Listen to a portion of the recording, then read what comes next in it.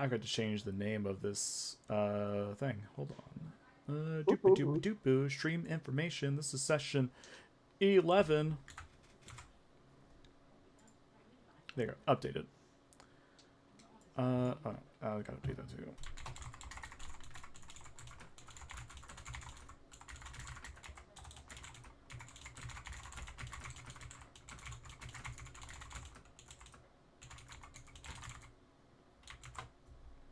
Okay. Now we're done updating. Okay.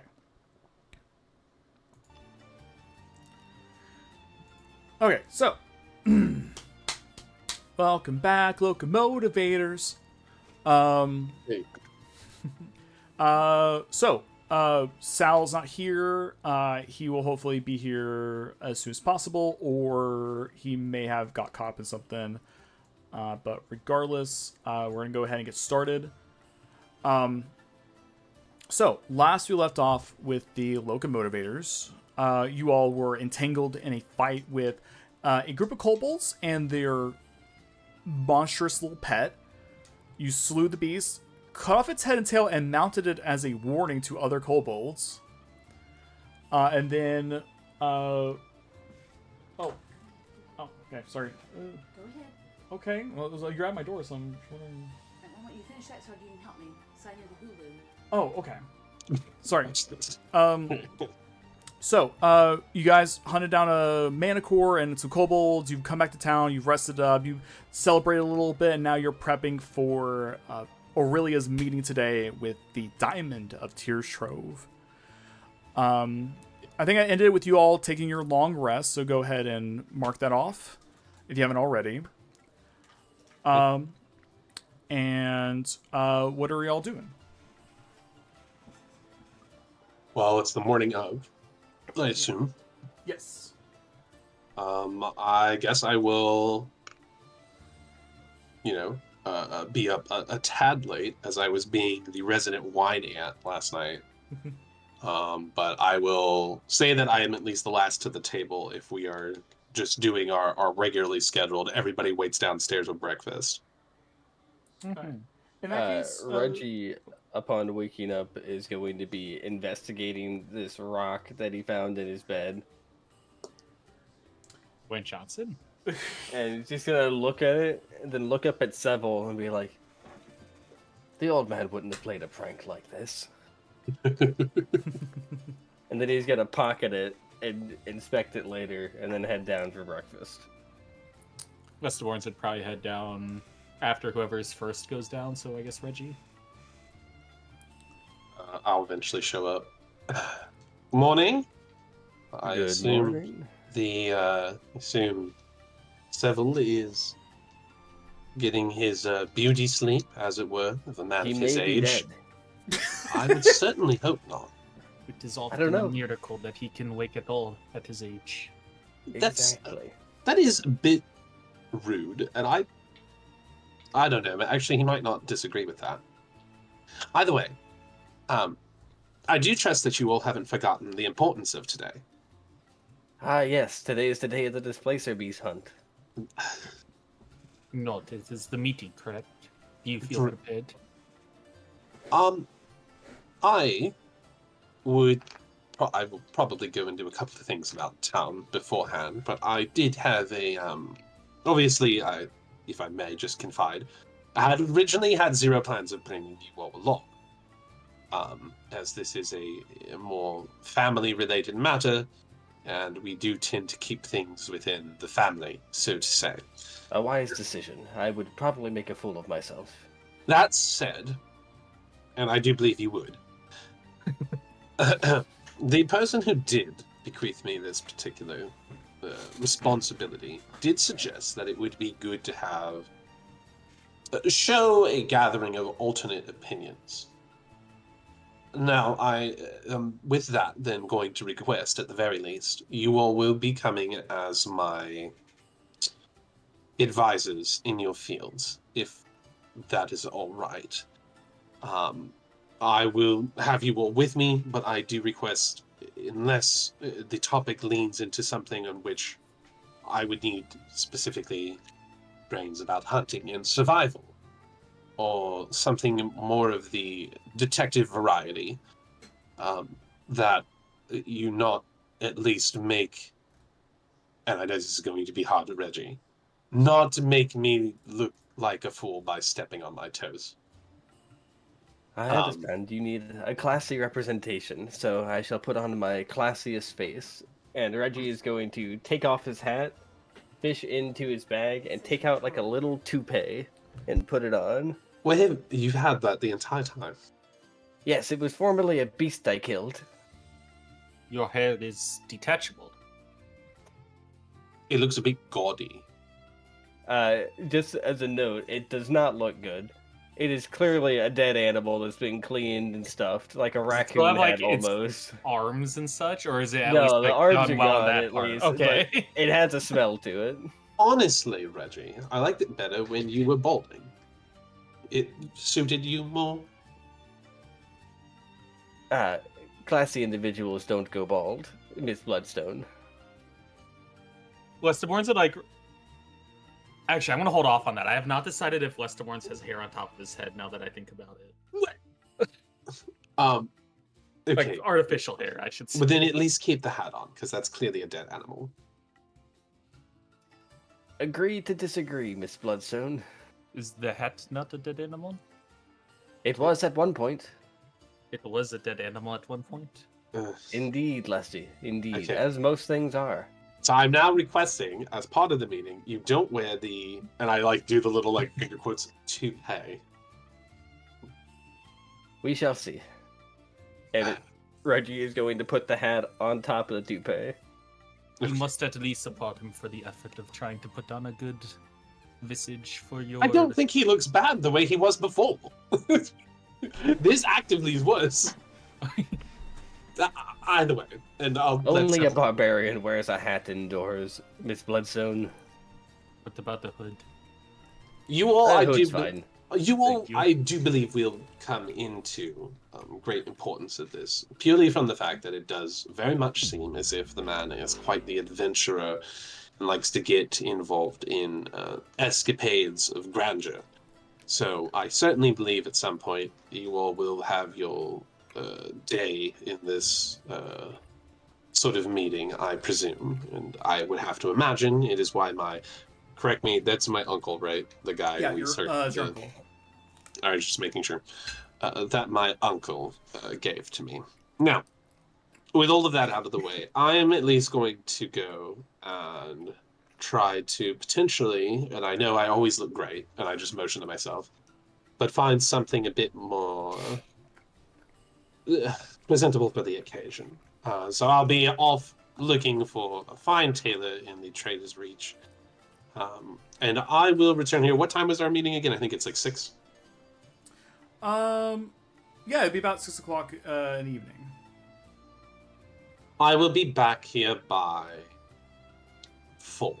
And I do expect everybody to be here promptly, so we can have plenty of time to get through the grove and meet with the Diamond ahead, hopefully, of schedule. It Do sounds not like a forget solid to tell plan. the tailor about having a slot for your cape. He can say with a little chuckle. I will possibly have to find something for this, yes. I may attempt to get some slight rest down in the meantime. My bed was quite lumpy, and I'm going to stare directly into Aurelia and look for a reaction. Last night. That's quite interesting. Are you sure you made it correctly? I've never unmade it, Miss Bloodstone. Well, then why was it lumpy? I don't know, it's almost like there was a rock of some kind slotted in between the covers. Do I need to be making rolls? I guess I am lying to him. that it's not Yeah, me. I guess if you're...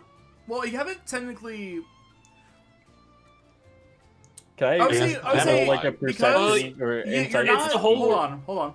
Because... He's trying to deceive. Okay, I'm getting to it. Hold on. So, Yeah. Aurelia's not lied, but he specifically said that he's looking for a reaction. I will say that Aurelia would have to try to maintain a level of, like, cool, This is going to be like a performance. No, this would be a deception, because you're trying to... Because you know exactly what's happening. on what he's talking about. So He's this is still gonna suspecting be- it's me because he doesn't think it's Seville. Got it. Yeah. Doesn't seem like Sybil would do Because something I like that. thought deception wasn't always. Ah, shit. It's just like murking up the truth, or Deception is I whenever can you still are. roll terrible on my insight. Well, yeah, because it is a question of you use deception in order to either feign innocence or to mislead. yeah, exactly, yeah. Yeah, this is Mislead, what- that I'm was what I was mislead. looking I'm for. I definitely couldn't think of that. That's the word I was Aurelia looking trying for, and I just to could not put my mislead him tongue away on it. that is like, yeah, Aurelia didn't do it. But we'll see whenever he rolls his. Why didn't you look at Lestaborn's? Because he was with you the entire time, and therefore couldn't have put the rock there. damn. Oh, you're right. All right. Yeah, I definitely make a after the accusal of I've never not made my bed. I simply just kind of glance away, like obviously not making eye contact anymore, and well, that's very good of you, given your noble status.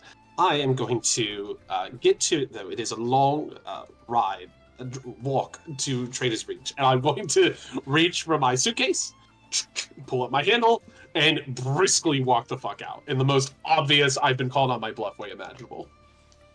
Lestaborn's will look to Reggie real quick. You said you were going to take a nap, yes? I was, but I might have more pressing stuff to do, and I'd always be willing to accompany a compatriot. Ah, it was more so if you were busy, I would have followed her. But if you have stuff, I assume she'd rather be alone. What do you need to do today, Leslie? He'd think for a moment and whip out his little notepad, flipping to like a page as if like that's how like where he would schedule stuff. Nothing. 6 and now 4. Oh, fair enough. How about more cards? Are you ready for number 32?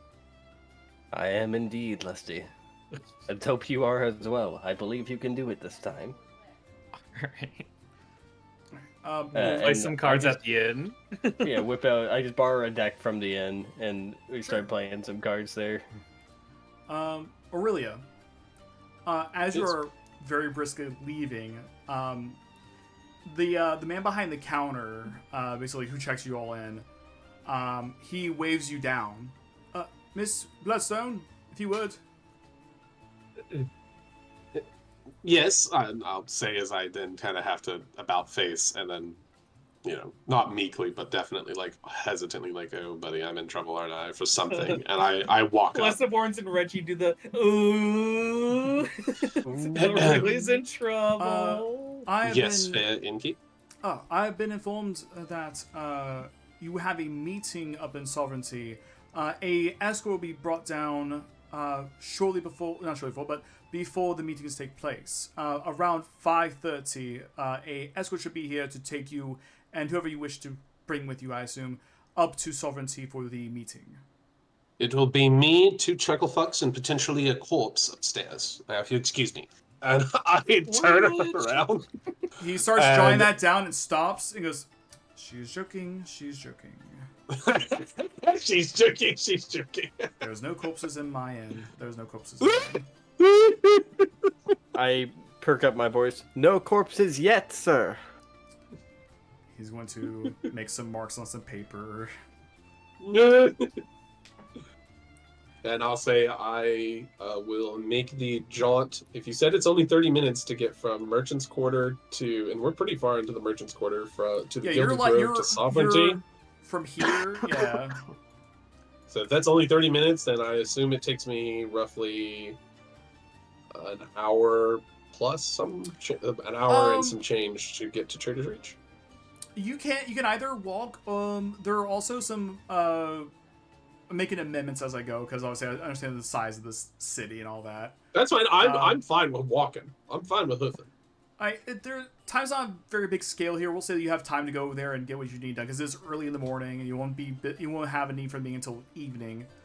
You can walk and enjoy the sights, or there are small carriages that can take you there for a small pittance. I will pay the small bit. All right. Because I'm rich. All right.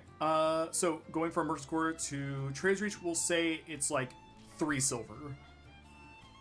Okay. Can do. Let me pull the money out of my inventory. I have been subtracted 3 silver. I now have 2 silver. All right. I will head over there, and I don't necessarily want to, per se, take up a ton of time. Jesus Christ. I'm sorry. I clicked the button I shouldn't have. Oh. Oh, I wonder why know everything shifted. Because I'm currently as the DM and not as the player, so I need to fix that. Oh. Because on this side I have the player view, so I'm not Oh, showing anything. yeah. That's So, I will head off to Cheddar's Reach, and if I need to make a roll, I would like to do my best to find a very fine, what seems to be both respected and likely, I would assume, a bit pricey, clothing dress shop for, obviously, like, you know the store when you walk past it, and Yeah. you're like, they clearly make suits and dresses here for fine occasions. yeah.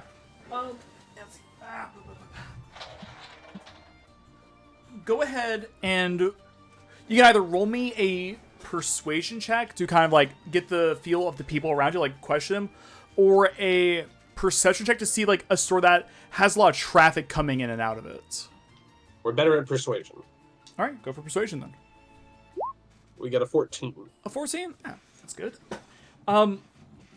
Questioning a few people around, you find that a lot of the people here in Trader's Reach very much recommends there are 3 stores that deal in fabrics, that deal in making... there's casual wear, and then there's aesthetic, and then there is like business casual kind of stuff. So are you looking for, I know you're not looking for casual, so you're probably looking for more business casual or aesthetic. Which one are you kind of looking for? I'll go for aesthetics, because I'm probably gonna, I more or less, I know we haven't necessarily fully discussed what Bloodstone wear is, but I'm definitely going to look for something that, more or less, because I came on this journey, obviously equipped, to deliver this and potentially fight, and was not expecting to get into a actual, like, I was not informed that I would have to be getting into like a regalia for a political meeting. Right. So I'm going to try to look for something that basically more or less matches our like house colors, and if anything, like exudes the idea of like the matriarch. Okay. Let's see here. There is a store that is over here, Okay. the very bottom end. That one is called. Let me see here. Generate a name. Generate a name. Generate a name. We're like I'm coming up with that on the spot. We're gonna call it Yeah, of course. Thelma's Boutique. Velma's Boutique. I like Thelma, like Thelma and Louise. Velma. Thelma's Boutique. Pretty large shop. You don't see a lot of traffic coming through it. But you see the displays in the windows. There are very fine dresses, varying styles. I don't know much about dresses, so I won't go into detail about it, but understand that it's a wide variety. This person is an artisan with silk and fabrics. Okay. I will basically walk in and look for something that matches our house colors of we've never discussed, and I know I normally wear blue and gold. Which I would imagine, given our sort of religion, there's probably a lot more silver themes than what we do. Yeah. So I'm basically going to just look for the equivalent of like a nice, like women's suit, but has room. See if I can't possibly get a custom, tassel for the cape that I was given. Which, what were the colors? Oh, it was blue to match my ship. I guess I should wear blue. Yeah, we'll stick with it. We're just gonna look for something that's more fashion over function than what I've been wearing. Right. Fashionable blue, suit gold, with gold accents and tassels. Gold accents, tassels, and I'll get me some nice heeled stilettos while I'm at it, and the 9 yards. Okay. Easy enough. Let's see here. we'll say they'll probably need to obviously adjust for you. If they're gonna grab like ones like off the shelf essentially, or it was like on a mannequin, they'll have to adjust for your measurements and all that. I would say if you're looking to buy the whole thing, we'll say it's like a solid 10 gold. It's very fine though, so you can wear this most places and be respected very well for it. All right, I'm going to remove 10 gold, and I will add to my equipment or inventory like a very fine, like, I don't know which we want to call it. Aesthetic wear. Aesthetic wear. Okay. Okay. Wait, where do I add the stupid custom thing? I don't want to add equipment. I just want to add a custom thing. If you go to inventory and there it is. Add custom item. Yeah. There you go. Aesthetic. Yeah, I'll go ahead and add this. You Aesthetic. can go on to whoever else. Aesthetic.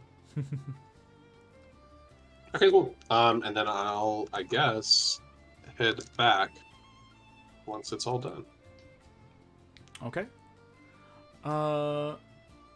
Okay, let's see. I should ask, Lesty and, well, Westborn's got up, apparently. I'm gonna ask Reggie, though. I know he's playing cards with Lesty, but is there anything on the docket for you, Reginald? The only other thing is, I don't know what the attunement process is, but I want to start attuning to the speaking doll. Basically, it's just a short rest of 30 minutes. So you just understand the magic item requires attunement. So you just like you gotta like examine the doll. It's like a whole like investigative process. But yeah, 30 minutes and you are attuned to it. Okay. I imagine I'm playing a couple hands with Lesty. I'm like actively trying to stack the deck to make it so he wins, and he still manages to lose. And then after about like 10 to 15 hands of Lesty losing perfect winning hands, I'm just gonna say a quick break. I think one more thing to do, and then we can resume the gameplay after. And then I'm gonna start attuning to the doll and teaching it some basic phrases. Sure. One is like, I'm right here. The other is, I wouldn't have done that. And then I want to attune, are you my mommy? And I'm just going to leave it at that for now. I think they can get like 5 phrases. I'm going to leave it at those for now. Okay. And are you putting any specific triggers on those lines? Or is it just like, if anything comes within 5 feet of it, it's going to say that? Or one of those lines? Right now, they're all just, if anything comes in between 5 feet of it, except for the "Are you my mommy?" I'm going to be like, if you sense downward movement. Okay, downward movement. Like someone's coming from the ceiling, kind of? Something like that. I have a plan. Okay. Just making notes of that, so I don't forget in case this becomes prevalent. Okay. So you're tuned to the talking doll, and you are continuing playing cards with Lustyborns. Okay.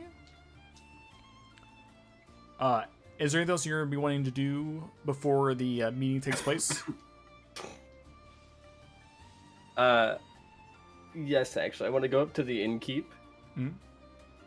Okay, excuse me, sir. Oh, yes. Can I help you, Mr. Van Buren? Do you have any basic washing supplies? Doesn't even need to be physical washing supplies. Could just be like dishwashing stuff for all I care.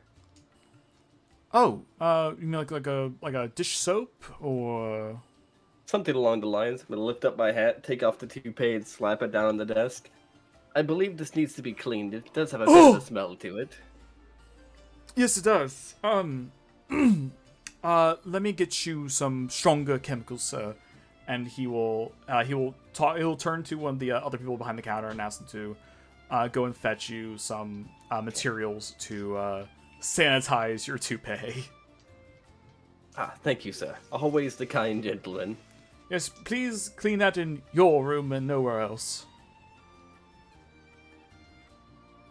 I guess. It's not a guess, sir. It's not a guess. Fair enough, sir. Well, I will take these chemicals and go acquiesce to do some cleaning then. Very good, sir. Very good. I turn towards Lesty, who I imagine is just still sitting there with the cards in his hand, just looking. I'm like, I'll be back in just a moment, Lesty. Study those cards good, because you're going to beat me next turn.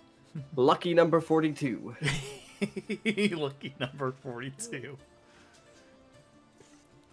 Alright, you go and then, first thing I'm going to do, I'm going to head upstairs, and I'm going to go into Aurelia's room. I imagine her door is locked. It's definitely locked. Can I try and see? I don't have any lockpicking stuff, but it's what I want to test it out. You go, like, you pull it out, it's locked. Alright. Is it a safe assumption that the beds are the same in terms of how they work? Like, there's no different, like, one bed has box springs, one is just on wooden posts. I mean, you haven't seen many of the rooms in here. You can make a lot of assumptions. Okay. I mean, at the very least, the two beds you have in your all's room, is the same. It's a mattress and box and all that. Both beds in your room is very similar. What is in Aurelia's room could be different, but maybe it's the same. Alright, I'm gonna go into my room, put the doll under my bed, and then sit down on my bed and see if it activates with "Are you my mommy?" I see what you're... Okay. Since there's any downward movements. You know what? Let me see here. Let me pull up Talking Doll. I just want to see, like, what the... If there's limitations on specific things it can do. Can I please get D&D Beyond's thing? I can post it in VTT. Alright. While this doll's in 5 feet, you can spend a short rest telling you to say up to 6 phrases, none of which can be more than 6 words long. The second edition in which the doll speaks each phrase. Alright. Must occur within 5 feet of the doll to make it speak. Okay.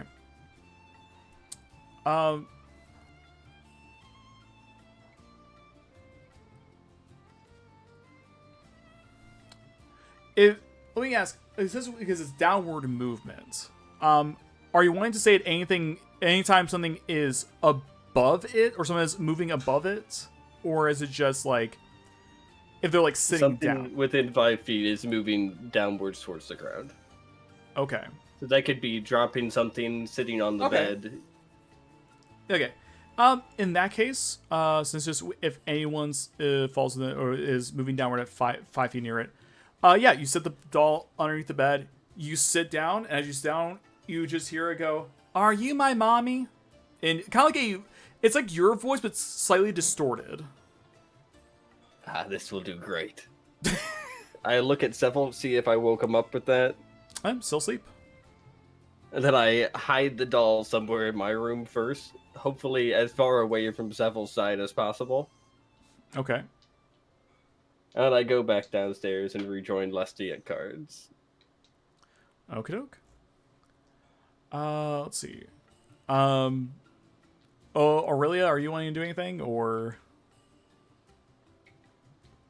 Other than checking if I can bathe before the time, I didn't have anything. I do remember something we were supposed to do, but now that I think it was mainly Seville that wanted to do it, so it kind of sucks that he's not here. Right. Let me see if I got a message from him or something. DM, I forgot to mention I'm going to clean my toupee while I'm up there and then head back down. Oh, sure.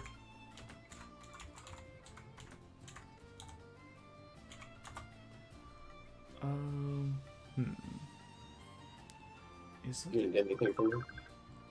No, I haven't heard anything. I haven't gotten anything from him either. Not even answering my text. Let's see.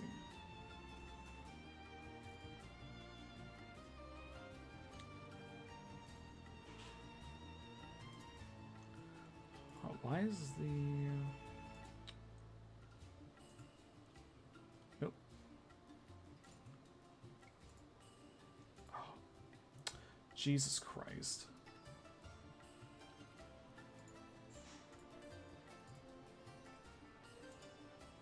What? I hate this. Close that, close all that. There we go. Also, where's Lesty? I don't know. Leslie posted BRB, and he's typing. Back. Oh, back. All right, cool. Lesty is downstairs studying his hand of cards. All right, we just gone through the gamut of everybody else's what they're doing. So I was gonna come to you, Leslie. So right now, Reggie's teaching you or still playing cards with you. He takes a moment to go clean his toupee. Mhm. Are you wanting to do anything today aside from playing cards until it's time for the meeting to take Holy place? shit. Nothing particular, though. I could see Lester. Aurelia did not come back, right? She was coming back when the meeting time is or whatever. I mean, I'll come back with enough time to fucking bathe, but then yeah. Yeah. How you said this inn here is like what class rating? Like a middle class inn? Like it's not bad, but it's not great. yeah, definitely or... middle class. Like it's not run down, but it's very rustic. It's very Do I ever see anyone of a not wealthy but slightly higher class walk in and interact with anyone? Ever? Give me a perception check. Yeah.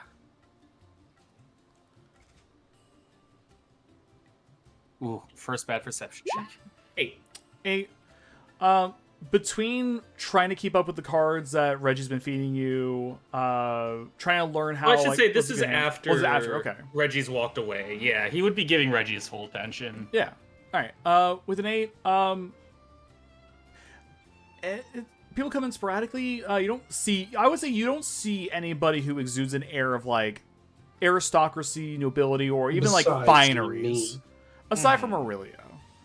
Everyone kind of seems very, very much same like merchant quarters kind of stuff. They're dressed in common wear, nothing like run down, but definitely just like very plain tunics and leggings and stuff. Seems like it's a very common area to hang out at times. Mm-hmm. He was gonna observe how rich people act to try and see any customs, but nobody walked in. So. Oh my god. I'm gonna learn to be rich. Actually, I should ask, with an 8, Chris, did anyone walk in that I would have assumed looks fancy enough and learn a mannerism from them, even if it isn't actually correct? Let's find out. We'll say. Lester Borton's like walks up to Aurelia's uncle. Listen, Tuzanezen! And like sticks out his hand. It's not the uncle that's gonna be there. Except one way richer. No, Or, yeah, sorry, I would say. whoever. I would say you don't really see anybody that even you Okay, would kind good. of I don't mistake get as any a, bad. No, it's very much just like you can tell like immediately like this person maybe they own a shop. They work in fineries, but they're not like a merchant. Yeah, they're just nobody they sell from stuff. Sovereign or from even the Arcana Quarter or Trader's Reach Nah. seem to be here. Yeah. This, Alright. this place is And I this just, place has some traffic, but it's just like very common stuff. Yeah. I would just spend the afternoon people watching then until they came around. Okay. Around this point, Reggie would be coming back downstairs, showing off the toupee, which is now significantly more blonde because I was handed bleach strength chemicals, Yeah. and it does not match the rest of the hair on my head at all. Well, Lesty, what do you think? I did not take you for a blonde, Reggie. Ah, it's best to let life happen, not control these things, you know? I should add, how does it look compared to the initial? It definitely The looks first time. it definitely looks cleaner. Doesn't But have that like smell. It does not have as much of a smell. It now smells chemically treated. But yeah, like you said, it's now a very stark blonde comparatively to its kind of dingy brown that it was before. Reggie, it looks good. I believe. It won't match him, but it'll at least not be disgusting. Thank you. Sworns old would cat. pull back his hood a little bit just to show his chrome dome. Though I may not be the best one to ask about hair. Bold! Bold! He puts the hood back up. Leslie, there's no shame, and I lift up my toupee and kind of like peel it back to show my chrome dome. Bald! Bald! Egg. Let me return these chemicals, and then we can sit and talk and perhaps play more cards if you really want. Are you looking for victory number 58? 58? Yes. Did you play some rounds without me? We were on 42 when we left. I lost several rounds without you. You lost several rounds. Leslie, I appreciate your gumption. Thank you. These motherfuckers decided that they were going to spend a 7-hour day playing cards. I had nothing else I had to do. I thought the meeting was in the morning. So. No. The only thing else I had to do was interrogate, but we want Zebel to be there for that. So. Yeah, no, that did kind of ruin what we wanted to do. I just love the fact that I built this entire massive city with a bunch of areas, and it's like we're just gonna play cards. You know. Well, agree. half the city we can't even step foot in. That's not true. I would look so out of place, a little robot wandering around Trader's Reach. So, Leslie, I will ask something about the city here in a minute then. Sure. have you thought about your interactions of what you're going to say and do today during the meeting? No. Aurelia instructed us not to say anything unless asked.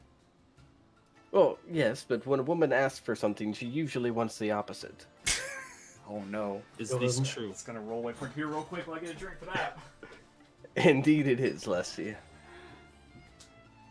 I better start thinking then. Thank you, friend. Oh my I'm god. always here to help. I hate you two so much. Specifically Rex. Alright, is Chris back? I'm coming back now. Okay.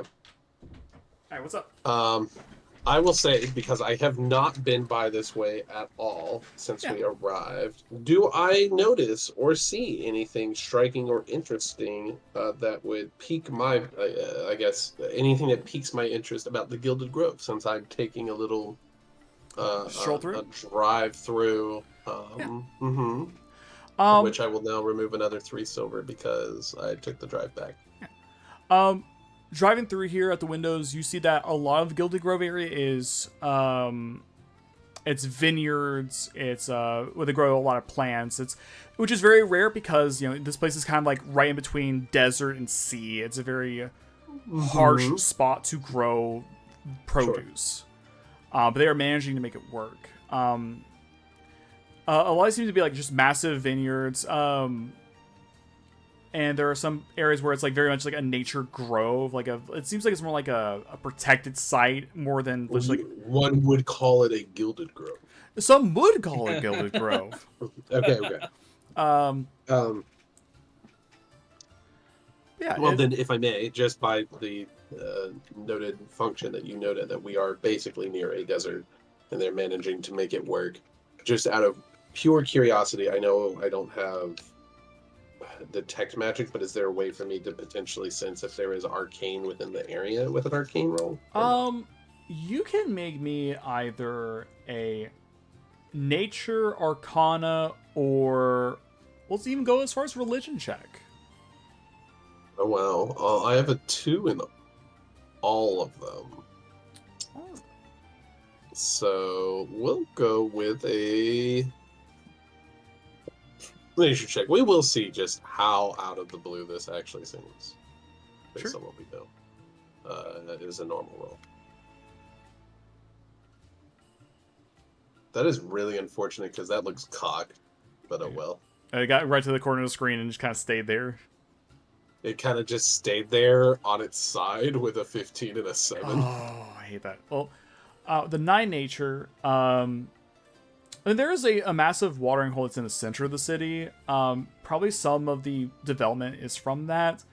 Otherwise, you have to chalk it up to botanists and people who are more educated in how plants grow that were able to create a soil that would... You know what?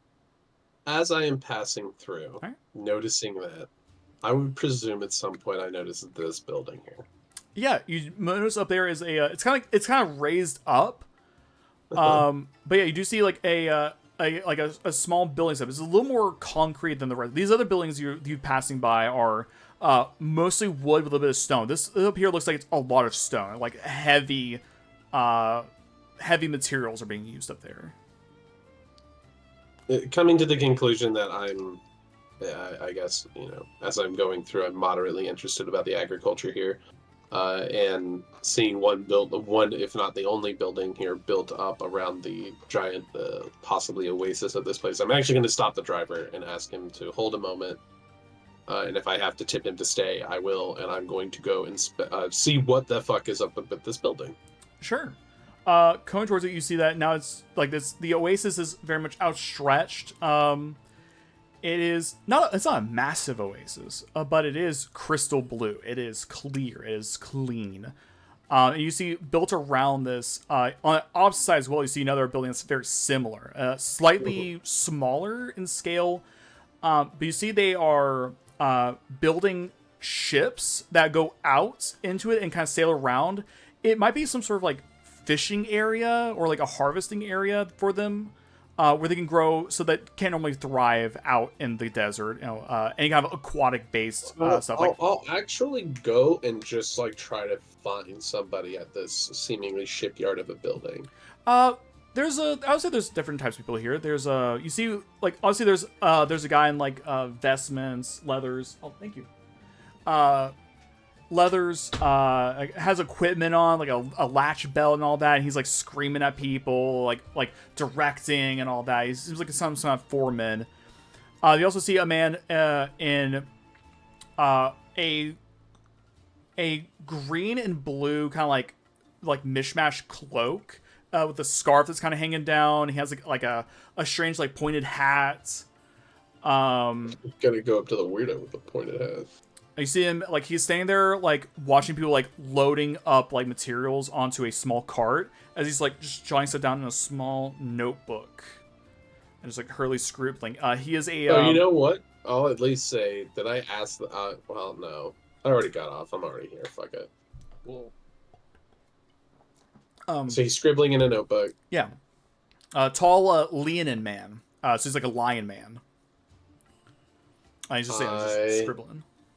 Kind of, jaunt about and sort of look around, taking in the sights, seeing all the boats and how this is clearly a place of, like, big work. Now kind of wishing to myself, I wish I had asked the cabbie if this was a public place, but nobody stopped me trying to get in, so I'm going to hope I'm safe.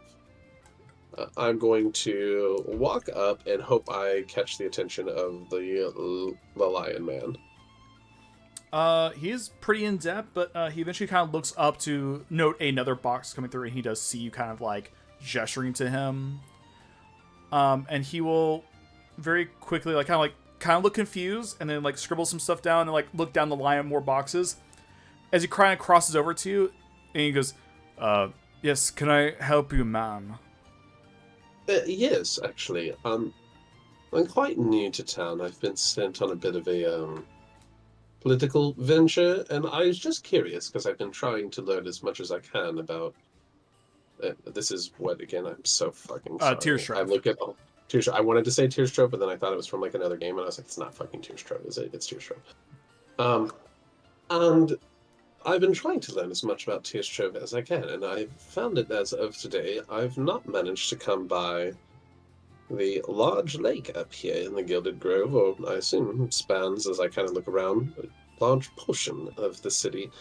And I couldn't help but notice, given the desert environment and how pristine this place looks, I was quite curious what the operation is that actually goes on here, if that's something that is publicly spoken about. Oh, of course. Well, as far as what we do here, I'm in charge of gathering materials that are harvested from the oasis. It's a very rich area, so lots of fine fish. The grass and the kelp and such is harvested as well and used for medicinal herbs and such. Basically, we find a lot of the resources we use for many of our trades can come from this area, if not imported from other areas. So this is kind of our way of getting back to dine. So, as long as this city has been around, this place hasn't the Oasis here hasn't happened to in the, I would assume, very long and rich history of the city hasn't managed to run out at all, given the what seems to be very well managed production schedule here. That's what happened at first. When the town was built, people fought over the land here, the oasis and its uses. Eventually, it wasn't until the development of it looks over back towards upward sovereignty as like the museum, specifically the first amber, the only amber, Do Uro Dorado, decreed that the land is to be shared. At which point we established research facilities to maintain this beautiful oasis and continue to harvest it. You see, and it's remained this pristine for this entire time without any disruption, despite the harvesting. Has there been any look into the potential properties of it, or are we just dealing with a miraculous oasis of bountiful harvest for the land? I believe it's a multitude of things. Miraculous oasis, governed by people who are looking to keep it that way. Much of it is merchants ordering what they need, but a lot of it comes from the Arcana Ward for basically developing methods to keep the oasis clear. Mutagens, bacteria that can kind of like keep things going in the system in case shifts do occur, bring it back into balance. I see. Well, thank you very much. You've helped satiate quite the curiosity of mine, and a great help in helping me to understand the region. Oh, of course. I would say that if you have any further questions, I would say the Traders Reach has most of the colleges that have libraries are open to usually certain areas of the library are open to public use. Usually has a rich history about the place. Otherwise, ask anybody around town; they'll be happy to talk about this place. Of course, I've learned over my time that it is better to ask the people who live there than the people who wrote about it, as times do tend to change. But again, thank you for your time. Clearly you were very busy, so I'll let you get back to it, and have a wonderful day. And I will leave him be. He will nod to you and like, have a good day, miss. And I'll head back and finally make my way back to the inn with hopefully enough time to get a nice bath in. Oh, absolutely. Probably like another hour or two, but if you guys want to spend that time just getting prepped and ready for your meeting, you absolutely can. When Aurelia walks in, I want to invite her to a quick game. Sure, I'll join for the game. It shall just be one hand. Lesty is still learning, so I'm giving him tips and such as it goes along. You would look over to Lestiborn's side of the table. There's probably 6 pieces of paper, all completely scribbled on of various rules and strategies, and he's writing on a 7th one, like super fast. While they have been in the accordance in character that Lestiborns can never figure out this game, is there a roll I need to make to see how well I perform in the only hand I play? I'm sorry. Yeah, if you want to play a game with me, you absolutely can. Sorry, I was busy responding to stuff. I do want to try to once again stack the deck to give Lestiborn's good hands anyway, even with another person. Okay. I guess we never did with Lesty being there for him to like view it, but would it really be? I guess like the question is like sleight of hand or yeah, we'll say sleight of hand. Yeah, Reggie, roll me a sleight of hand to see if you can stack the deck without the other two noticing. Oh, it was almost an 18. It was almost a 21. 8. My passive perception's higher than that. Would that count? Yeah, I'll say that. Like Reggie's shuffling, you see him kind of like fumble a little bit as he's like, "Oh, sorry, yeah," and he tries to like stack certain cards on top. I reach out as he's like mid shuffling, and I just gently place my hand on top of one of his. Yes, bless him. If you wouldn't mind, maybe shuffling a bit more honestly. It appears I have grown weary in my hands from all the shuffling today. I will reach forward and take the cards from him and then just do a quick, like, earnest, like, and just, like, shuffle them myself and then hand them back to him. Turns out secretly Aurelia is a card shark. And then I was going to ask, because I knew you were looking at other things other than the game, how dare you? Hey, What's it? I know they had the ongoing joke in character about, like, Lesty doesn't know the game, so he's just going to lose, like, 1 million times. But I wanted to see if there was a role I could do to actually attempt to win my first round. what would it be? Probably just a luck check, honestly. Well, basically, it's a question. It's basically poker. So you have to. Let's say. Here's what we're we gonna. did say it was basically poker. Yeah, it's basically poker. Here's what we're gonna do. Two deception checks. Not so much 2 deception checks. Here's what we're gonna do. I need you all to set that you're gonna message me, the DM, like, so just whisper to DM. You're gonna roll me. You're both gonna roll. You're all gonna roll me 2 d6. Just gonna get it out here. And here's how it's gonna work. Okay. You're just gonna give me a deception check and an insight check against each other. Is that after the 2d6? After 2d6. So yeah, roll 2d6. Make sure. Do not tell me what you roll on the 2d6s. I mean, don't say out loud. It's just for me to see. Do I whisper in this, or can I just I don't know DM how you to what I whisper. roll with If my you go physical to dice? if you go to the dice roller and roll 20, there's a switch in the top left that says GM roll. You click it so it's purple, and then perfect. it'll be to GM. Oh, So perfect. 2d6. Okay. Yeah. So let's see here. I don't need that up. I need that muted. Okay. Okay, I see it here. Okay, good. Okay. Okay. Now I need each of you. Yeah, I need each of you to roll me a insight and a deception check. Is this also to DM? This is also to DM, yes. Okay. How do I do that?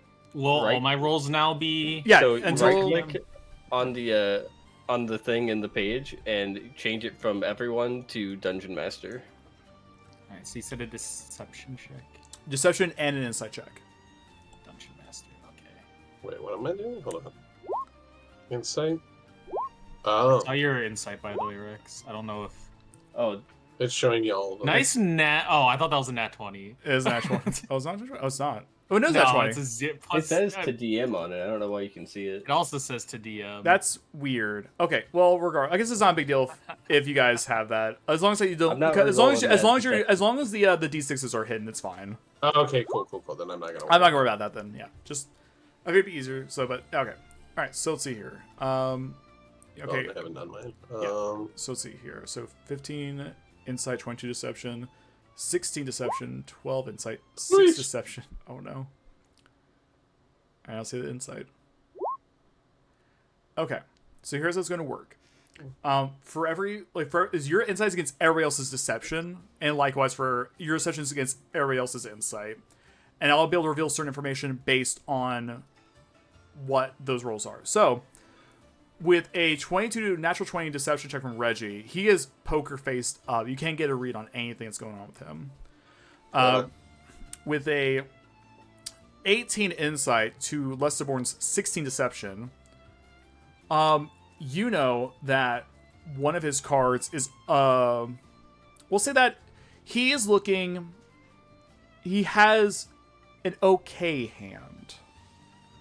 It's nothing crazy, but you know, if he's still learning, so maybe he feels confident about it. Reggie, let's see, 15. And Lesterborn's with the 12 against Aurelia. Aurelia's hand is not that great. I raise.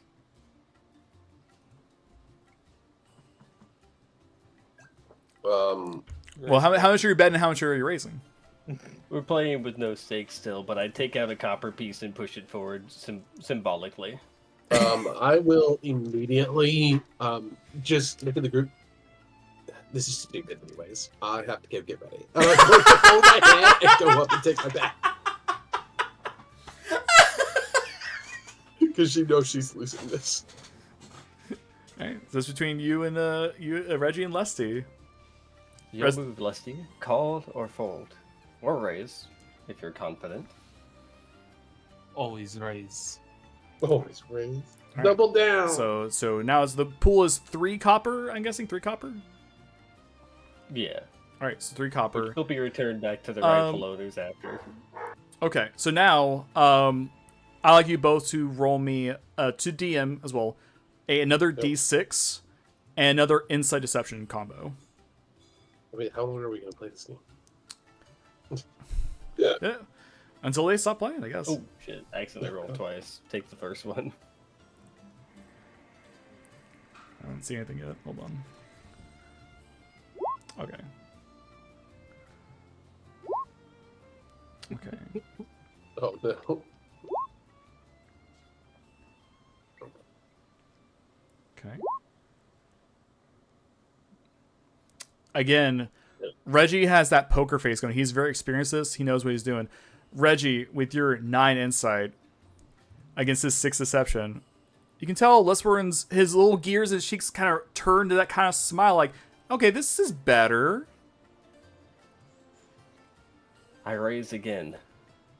All right. So now the pot is 5 copper pieces. I also raise. Will this finally be his win? And it's now 7. No. 7 copper pieces. All right. This will be the last round. We're going to cut it off at that point. But go ahead and roll me another D6 each, and then also Insight Deception. So let's see here. That is...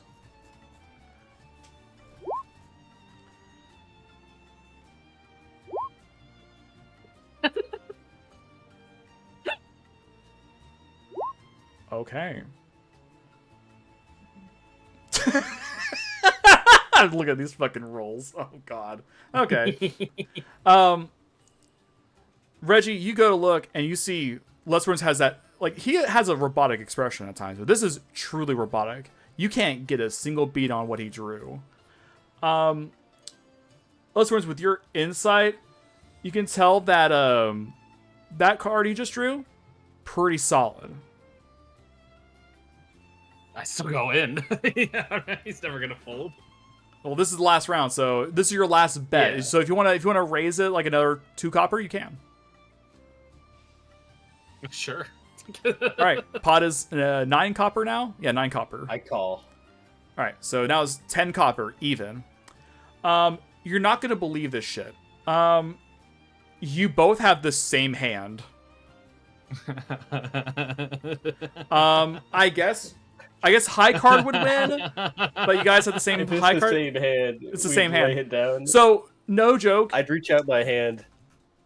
A great game, Lusty. I've taught you everything there is to know. It is.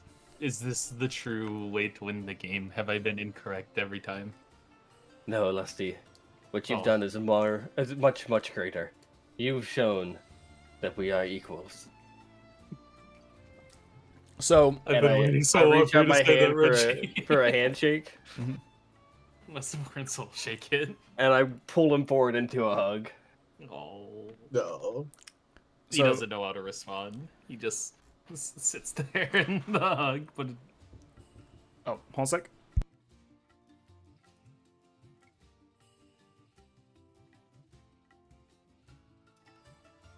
And then I divvy out the copper so we each get what we put in.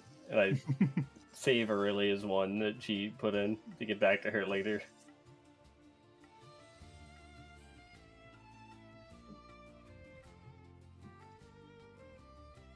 This may as well be our break, I guess. Sorry. What does that put the score up to then, Leslie? Yeah, we'll take a What break is- after what this. is- Yeah, we can take a break right now, actually, with this, because the next part will be you guys going for your meeting. I did just want to take a moment, though, and say, the first hand you guys drew, you both rolled double 5s. And then the second round, Leslie rolled a 6, Reggie rolled a 1. And then the final round, Reggie rolled a 6, and Leslie rolled a 1. So it was literally the same hand. Jesus Christ. Can't escape from the Also- 7s, can't escape from the dice rolls. All right, how long do we for have for the break? Chris's sake as well, real quick. We'll say about 10 Do minutes. any of you have music? I do, yes. I have not had music this whole All right, time. I let have me- tried refreshing. Let me turn off the music and turn it back on then, because usually it's just, you know. Because usually that happens if you come in after the music's already started. All right, do you hear it now? Now I hear it. Okay, yeah. So for a reason, I think no. Whenever I got into the Roll20 thing, you were already in here, so maybe that's why. Yeah. That's weird, but okay. I was the first person. I Alright. am the future. We'll take let's say about 7-10 minutes pee break. Hopefully at that point Sal will be joining us, and then we will continue on. Let me go ahead and set this to break mode. Where's our break mode? Where's our break screen? There it is.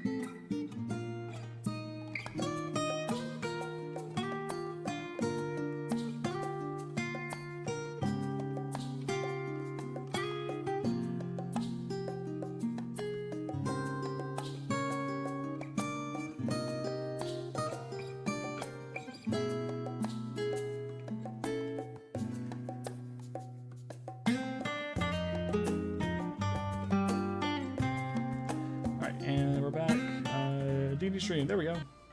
All right. So let's see here. There was something I was thinking about. What was I thinking about? Well, it wasn't important, I guess. All right, moving on. Thanks. All right. So, you guys finish your card games. Aurelia goes off to prep herself for her meeting. You are probably about an hour or so away from being picked up for your meeting. So I'm assuming that you're all going to spend that time to kind of clean yourselves up and make yourselves presentable. Yes, I'm gonna go like polish every button on my uniform. As best as Leslie can. Yeah, I was gonna say I make sure I don't have any like torn pieces of cloth on me. Sure. I will at one point realize that Leslie is like getting ready, and I'm going to look at him, and I just kind of stare for a moment as I now in like my regalia and everything, and he could see like the coat is pinned, like the cape is pinned to my shoulder and everything, and I'm just gonna look at him for a moment. Yes. You know what? And I'm going to produce like a small handkerchief. I'm gonna look up at him, and then I'm going to like take it and like almost like clean a part of his cheek. Yeah, there's probably either like I wouldn't say rust, but probably some dirt from one of their fights that he doesn't even realize is there because he can't feel it. I'm gonna spend like a few minutes and just kind of like clean up his face a little. Gonna get that out. You should have. Where did this come from? I'm just gonna start cleaning him a bit. He like tries. He's like locked in place. Like the only thing moving would be his mouth. yes. Stop talking. And I'm gonna clean him up a bit, and then it's fine enough. And I'll head down and await our escort. Reggie steps out of his room with his sleeves actually rolled down, covering his arms instead of folded halfway like they normally are. Cufflinks with the Van Buren crest keeping them together. Let's go. His little tie, kind of like ascot thing he has under his vest, is straightened up. Yeah. And then his cargo vest is like primly tightened and presents no fold. All the buttons are polished. He had to put it on. Let's go. And then ruining everything is just this bleach blonde toupee on top of his head. Yep. There it is. That's fine. His gun is strung across his back, and like the gilded parts of metal on the barrel and on the butt are like completely polished to the point of being reflective. I will at least say that I will keep my weaponry on me. Just if they need to remove it from us, they can. I'm keeping it on my person. I'll say I just keep the sword though, just the rapier. I don't have my crossbow and everything with me. There's not a way to really like keep all of that on my person. Sure enough. I feel a bit underdressed seeing the two of you side by side. I hope it is alright that I appear on this. Oh, I'm not fully downstairs early. Just out by Leslie. You stink. Leslie, if you would want, I can. Wait, I thought Aurelia was here with us. I'm with her. I was. Then you went down to the. Right, doi. You're right. Yeah, you're in like the place outside of our things where you sleep. Aurelia went all the way downstairs. Leslie, if you would like, I could work on cleaning you up a bit more and get you more presentable. Do what you see fit. Come with me. I do not wish to embarrass the locomotivator name. Come with me. Yeah, I like pull him into the room where Seville is still completely passed out, snoring loudly. And bring him in front of the mirror, and I just want to like use my lighter and some water to kind of like steam press his hood and cloak so it's straight, no curves or bends on it. Okay. And then I change out the bandages around my arm too. Now any like fibers that are hanging out of stuff, I just want to use the lighter as well to like burn it so it's not poking out and it's flat with the surface. Yeah. Just some neat trims, pretty much. Sure thing. And then this is up for your preferences. I don't know if this is offensive, but I bring out my polish for different metals. Like, you're welcome to use this anywhere you see fit. I would not dare to do it myself. Chris, I have to ask. Yeah? Is this offensive? Would you... I would say the use of polish to clean your own body is just like applying makeup almost. So no, I wouldn't say it's offensive. It's just more like it's extravagant, I guess, in your culture. Yeah, in the culture of Mechanica, the use of polish to clean oneself up, make himself look prettier, is usually a way of showing off. It's a way of flexing, essentially. Not looked down upon, just more like a. Would then lift up his hand. I do appreciate the offer. I've never been one for punishing. I do hope the rest is okay, though. If you would allow me to do some minor touch-ups then on some particularly banged up spots, I gesture towards his hands, which I imagine are like crusted with all the ingredients he's been crushing up for his spells and the bandages wrapped around. Yeah, you it. probably see like his, bits of leaves and flowers. Exactly and stuff. that. Yeah, it's stained with crushed leaf, chalk, mud. Same with his hands. That's why he wears the wraps. And then Thank you, Reggie. I would appreciate. I would use like a more matte polish to get it like a solid, not flashy, not glossy one, but just a consistent color through it, and like pick off some of the stray twigs and stuff that would be crushed up in it still. Okay. By the end of it, Lestaborns would take a moment and look at his arms, and then like down at his outfit before looking to Reggie, and you'd see the gears in his cheeks start to turn before he lets out a little laugh. Haha, I think you are both now the one that are... Ah, crap, I did the accent wrong. I think you two are now the ones underdressed. I look quite formal. You're quite a handsome young man. Ah, thank you, Reggie. Well, let's go on and meet up with Miss Bloodstone. Let's. And then we would walk downstairs. Okay. I will. Oh, God, I'd hate to say Sybil's been asleep for this whole time. Whenever we cut back, whenever Sal gets here, we'll ask him what Sybil's been doing, and we can kind of like not flashback, but more like kind of. Well, I guess we could flashback maybe a little bit. And if maybe. you want, because he was for sure going to come to the meeting, if you want to do what Bib does, just play him, but if anyone ever references him, just give simple answers kind of thing. That way we can at least say he was there. Yeah, I want to say Sybil would definitely come for all this. Yeah. Yes, I was about to be like, I'd hate Brendan. Yeah, no, he's not going to miss it. No, but it's just I will assume direct control until Sal gets in the chat. Direct control. Direct control. Assuming direct control. All right. Direct. I guess wait, and the escort shows up.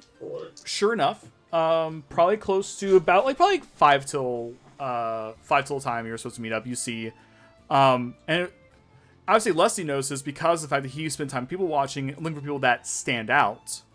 You do see a dragonborn man with a fine feathered cap on his head and a long blue jacket with tails and all that.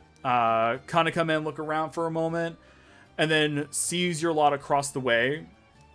Oh, hey, Sal's here. Perfect timing. Howdy. Are you okay, There's a man? lot of shenanigans. I took some of Becca's fucking stomach pills, so that's helping a little bit. All right. Well, no pressure or anything. If you just want to hang back and just chill, you can. I'm not gonna make you do stuff. I can do stuff. I just need to wait for the shit to kick in. Fair enough. Yeah, he could sound like a legitimate old dead dying man. Well, this is perfect timing. I will go ahead and ask if it's okay if you just want to kind of gloss over. Maybe we'll come back to it later. This is the day of the meeting between Aurelia and the Diamond. They spend time doing stuff in the day. For the moment, we're just having several just kind of rest up in the room. But is there anything Seville wanted to do during the day before the meeting, or are you cool just skipping into the meeting? I'm just cool skipping into the meeting. All right. Just say you just kind of just hung about, did prayers, and just chilled as an old man would. Old man. So, Oh man. you all get cleaned up and dressed as fine as you can. And as you are downstairs, you see a dapper-looking dragonborn man with a fine feathered cap and a blue coat with tails. Kind of comes in, looks around, notices you across the way. Kind of waves you down and is like, "I'm sorry, Miss Bloodstone. And company, I assume? That would be myself and my 3 companions here, which I motion to. Ah, perfect. The name's Greta. I'll be escorting you up to Sovereignty for the meeting. Thank you very much, Greta. All right. Is it Greta or Greta? Greta, like Greda. Oh, D-A. Okay, cool. Greta. Greta. Yeah. And he's like tall, kind of paunchy, dragonborn man. Gold-skinned dragonborn man. Okay. As he escorts you out. He goes, that's a bit of a walk to Sovereignty. We can either walk, and we have enough time for it, if you want to take in the sights a little bit, or we can go straight to Sovereignty and call us a cart. Just like glancing at him.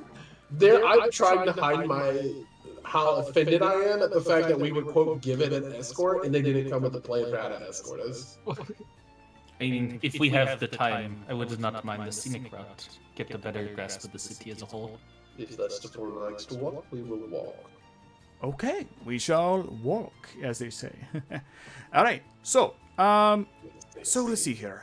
Where should we take you first? Oh, As he says, as they say, like he's not even human, I like, as he turns around to look for where he'll take us, I look back at the other 3 with, like, visible concern. I lean into Lusty, like, I mean, surely he has to know the word walk. He said it first in the conversation. You may have had the guess. It could be like those people who only learn what they need to for work. If we were to ask him a strange question, he may not be able to answer. Sir! oh, What color is a bugbear? depends on when you catch him during the day.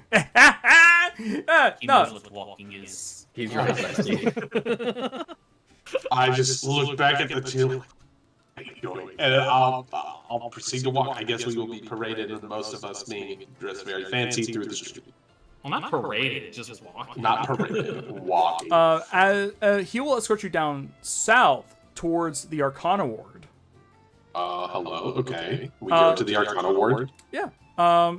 And he's escorting you. He's like, so, how have you enjoyed the city so far? Like, you've been here for a few days, I'm assuming. Have you taken in the sights? Have you gone out to the farms? Like, where have you been? Come on. We did go out to the farms. Oh. And we killed a manticore out there. No shit. Manticore. Yes, and then we stuck its body up in the middle of the farm. Oh, gruesome. But, But, I wish you had your reasons for placing a manticore body on a bike, Yes, we did. We've taken a view of the Colosseum. I've taken my tour through the Gilded Grove, learned plenty about the oasis of which your grand city is built around, and I've also taken a bit of time perusing through the Trader's Reach. They have quite the wonderful selection of garments, of which I then kind of do like a bit of a curtsy and show off what I'm wearing, and proceed to follow. And so we're going to be going to the Arcana Quarter. We've not had the opportunity to come here yet. Oh, not many do. Fun fact, though, he looks over to the Colosseum. He's like, the Argo Colosseum has been here since before Tyrstrove existed. When this place was founded, this building and that oasis were already here. The strangest thing. No literature or idea of who made the Colosseum before? I imagine that any literature or any traces of what was here during when the Argo Colosseum was first here was probably destroyed in the Arcana Max. I'm like, but there's some history with that Colosseum. Okay. Oh, yeah. Oh, but yes, the Arcana Ward. Oh, yeah, no. It only takes big wigs to get through there, or at least people who have clearance, like me. As we get to the door, the guards stop, and Greta pulls out a small little badge as he kind of holds up to both of them, and they go, "Oh, yes, of course, sir." And they allow you passage into the Arcana Ward. Arcana Ward, the buildings are more stone and sand based, very much like the more of a natural architecture comparatively to the Merchant's Core, which is all very like systemic. a little more free form. As you browse through the main street, he goes, now most of these buildings here were built by hand by most of the mages that reside here. They kind of prefer their own style of doing things. We have numerous different kinds of specialties: divination, enchantment, conjuration, magitech engines. We get dynamite and all that. We do research. We investigate into how to apply these things to everyday life, make things easier for everybody. And of course, it makes a nice, pretty penny, a nice, pretty silver piece. What kind of weapons can you make with this technology? No weapons. No weapons. That's the first rule of I dynamite. know no weapons, but like what weapons? You are a dangerous fella. I can see it with the gun on your back. But no, interested to learn more about warfare and different weapon types. I'm glaring at him. Warfare is a thing we know very well. No, obviously, we were part of the Mithrilium conflict for a few decades back.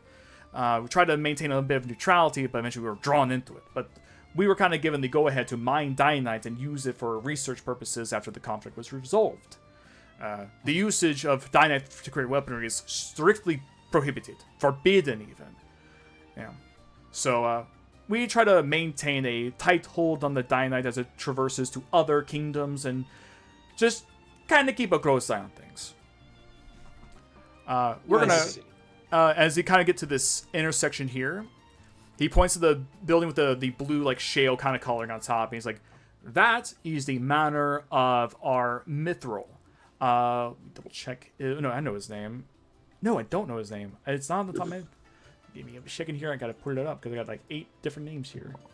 Give me a second here. Give me a second. Reggie is going to visibly tense up when I get the glare from Aurelia.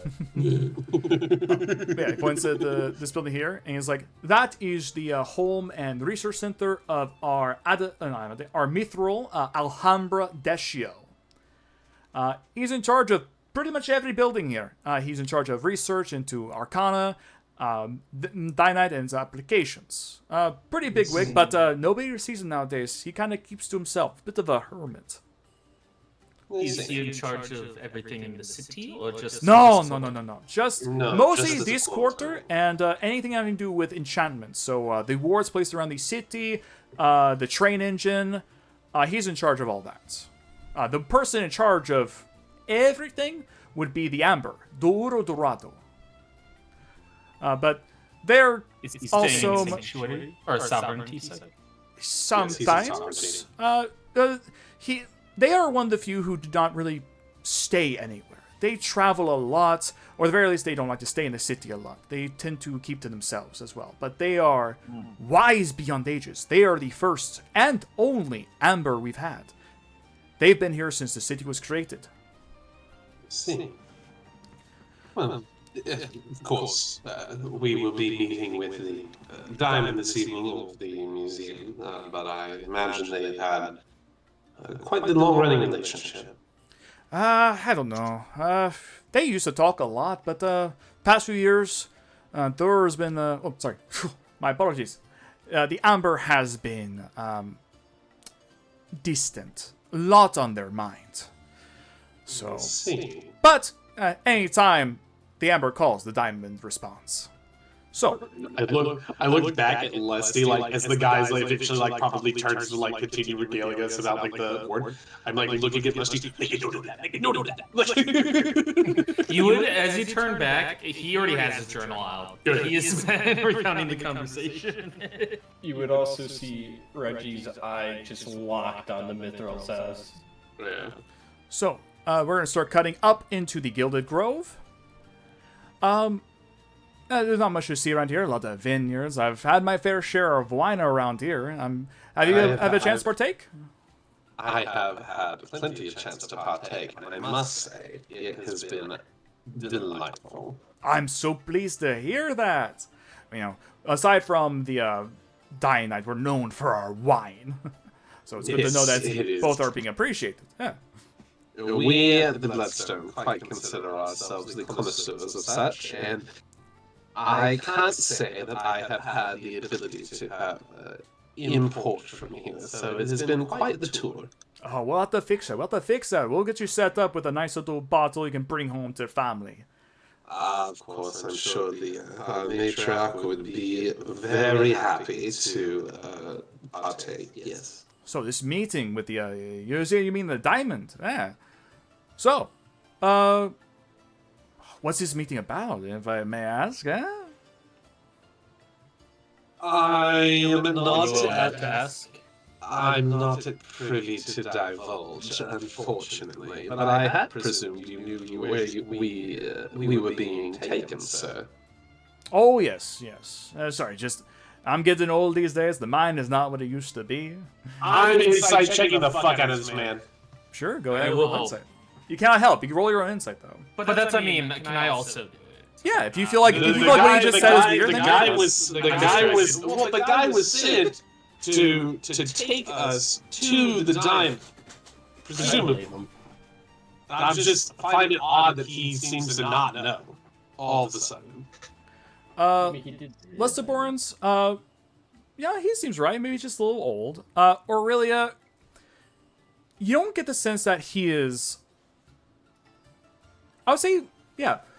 You get the sense that he knew full well what he was saying there. Not that he messed up the name, but he intended to mess up the name. I'm potentially being tested here. I will continue with the excuse that, yes, it is who we are going to see, but I am not currently privy to be able to discuss the specifics of our meeting with just anybody, unfortunately. And not to say, of course, that you're not wonderful, and of course, have access as you have to both the Arcana Ward, the Arcana Quarter, and Sovereignty. But unfortunately, our family does tend to be a bit tighter on privacy about our matters. It's fine. I'm just a curious sort. So, let's see.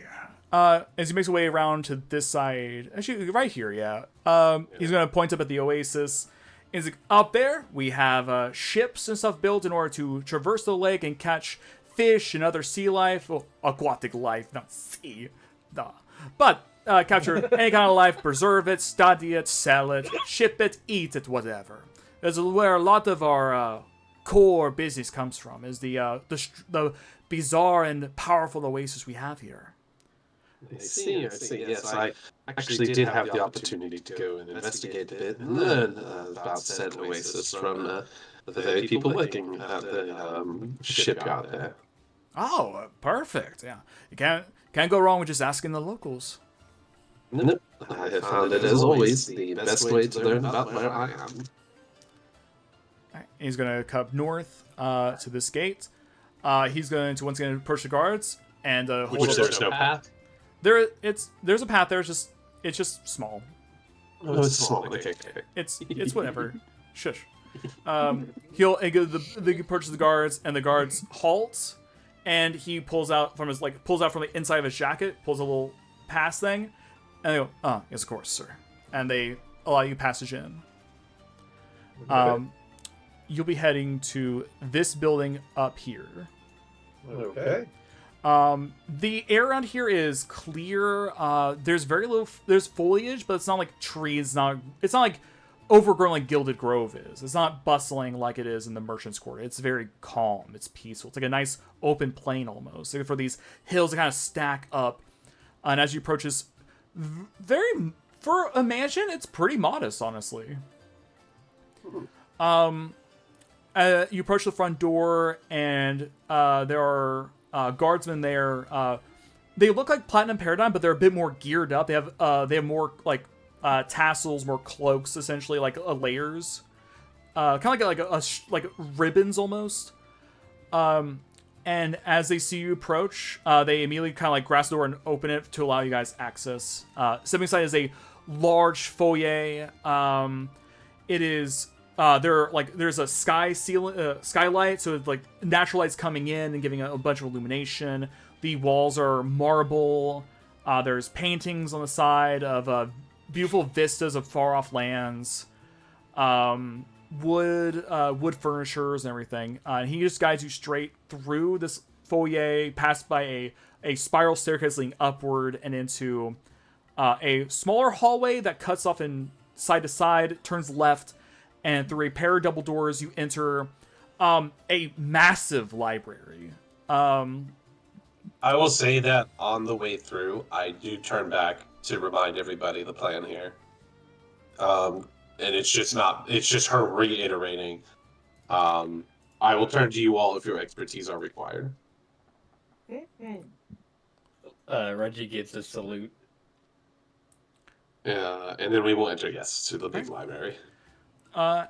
As a wall to wall, like it's probably like both sides of the wall are like probably 8 shelves high, filled with books, all the way down. I meant to do something back at the fucking inn, and I forgot because I kept waiting for 7. Fuck me. All right, never mind. Do you? Okay. And at the far end there is a long, like kind of like arrow pointed desk. Kind of like let me just grab this real quick. It's kind of like the desk is like shaped like this, and like there's a chair, big chair sitting behind it. And on this table there is a bunch of books, pictures of like pictures of like materials, and a large like scale, like a balancing scale, like it's used for like counting coins or materials.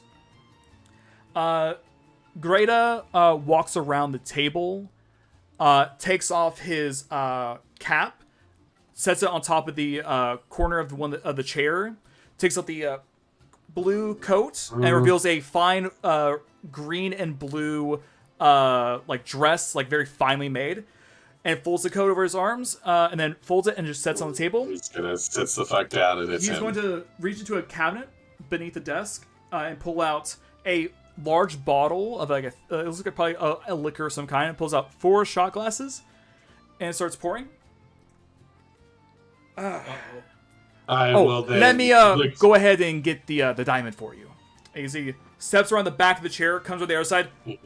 Hey! Hello, greetings, locomotivators. I had a suspicion once we arrived. Quite So is the diamond coming soon, or? Reginald, I just put my my fingers to my fucking temples. Easy. Reggie. Wait, you're the diamond. Yes, he's the diamond. And the last horse crosses the finish line.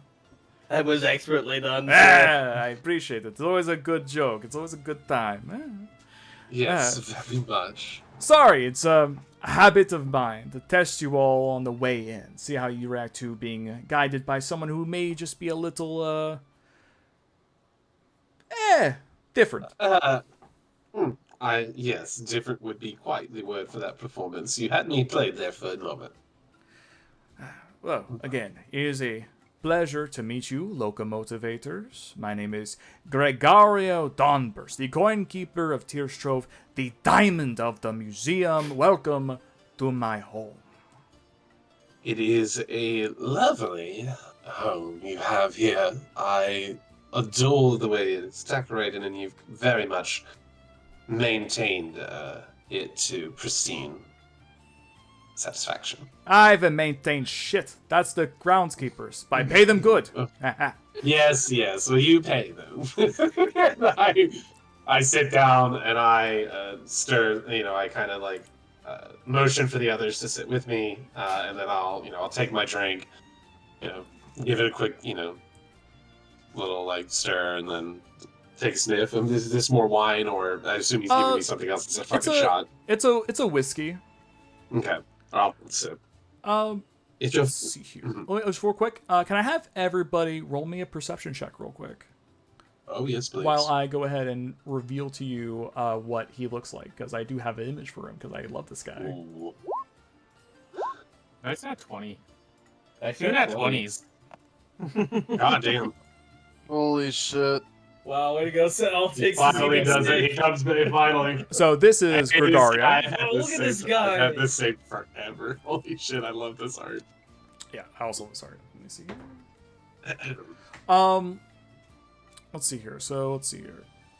So it's a 21, a 6, a 23, and a 10.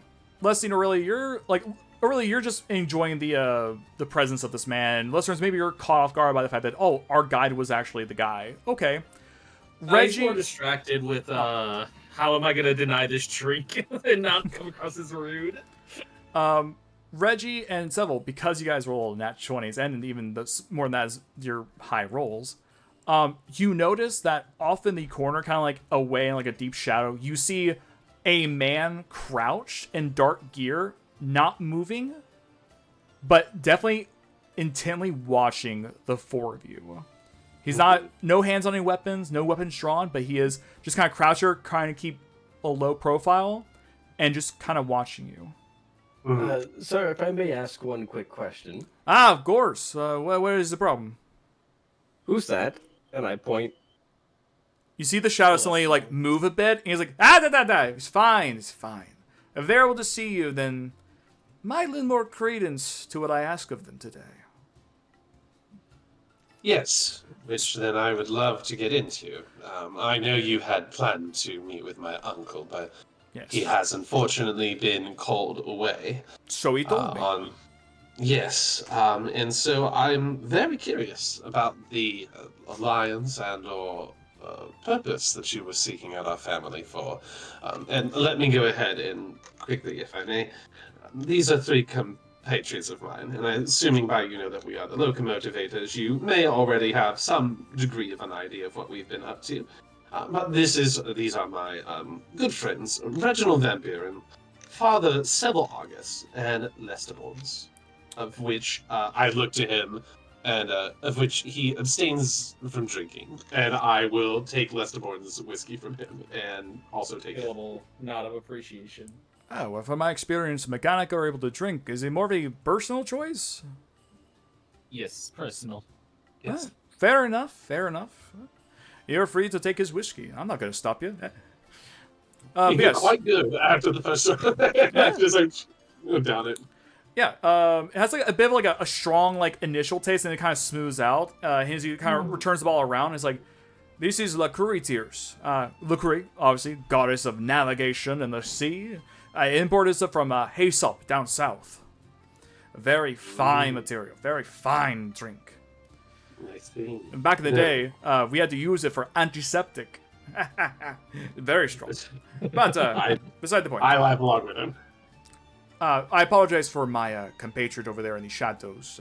He is, we'll just say that he is an interested party.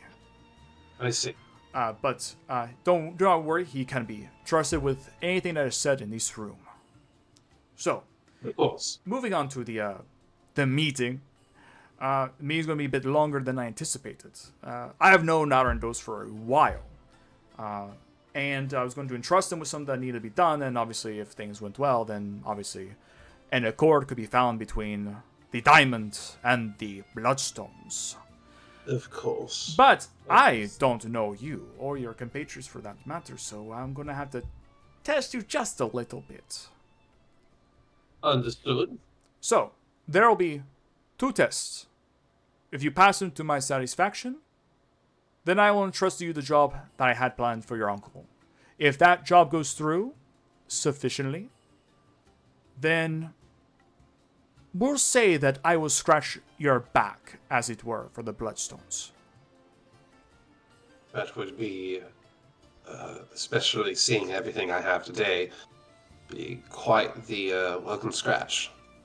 Absolutely. So, well, first, got a good vibe for most of you, so I guess we'll go ahead and jump into the first trial. And he'll give a clap of his hands as a servant comes in from one of the side doors, carrying a large black box. And he kind of like rub his hands like, I love these parts. Take the box, set it down on the table, click, click, opens it up, and he pulls out 2 items. He pulls out a small cylindrical glass vial, looks like it's filled with sand. You imagine a hourglass of some sort. The other is a very finely made gold crown with rubies and emeralds encrusted inside of it. I take it and I kill him. Okay. Stop it.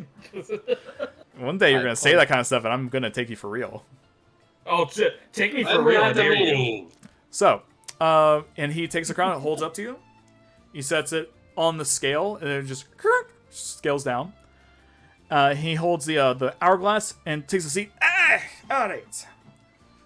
So, here's how the first trial is going to go. You have, let's just say, 1 hour. You must tell me what this crown is worth. You may use anything on your person, anything in this room, to give me an answer. You may answer individually or answer as a group, one or the other. And depending upon how you answer, you may or may not pass my little trial. I will immediately turn to the group and motion. Lesbons, if you would. I would have you study the books here and see if you can't find anything about the lineage or potential wares of which he has obtained this, of which this may have been priced at. If I may interrupt, Mr. Bloodstone, I believe I have an answer. He goes to set down the Yeah. hourglass like, fuck already? Yes. We'll run it by the group before we officially submit it, sir. Okay, well, if you don't mind, I will go ahead and start your hour now. I will believe get the up crown to and be pull worth him. nothing. Yeah, I think it's worthless. Because a crown with no people to follow holds no power. I smile. I just look at the two. And then Is he answering for all of you, or is he just answering for himself? I'm going to look to the two. I then turn to Lesty and look at him. Does he nod? He just shrugs. It seems to be as good of an answer as any. I'll look to him and just... As is, of course, with the sand there. Oh, wait. Couldn't you also argue that it is priceless instead, as well? Not worthless, but instead priceless, as it represents authority. Yes, but authority over whom with no people? A crown on its own is nothing more than a decoration. I guess.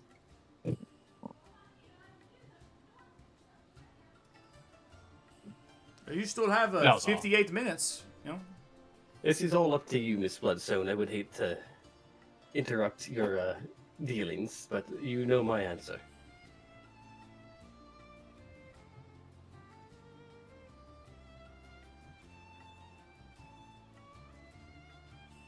Or it could be literal. It is gold with many gems.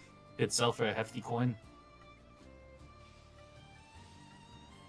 I'll just kind of look it over for a minute. Sure. Are you looking to, like, examine it? He's not going to stop you from picking up the crown and looking at it. I'm just gonna, yeah, I'm gonna look it over.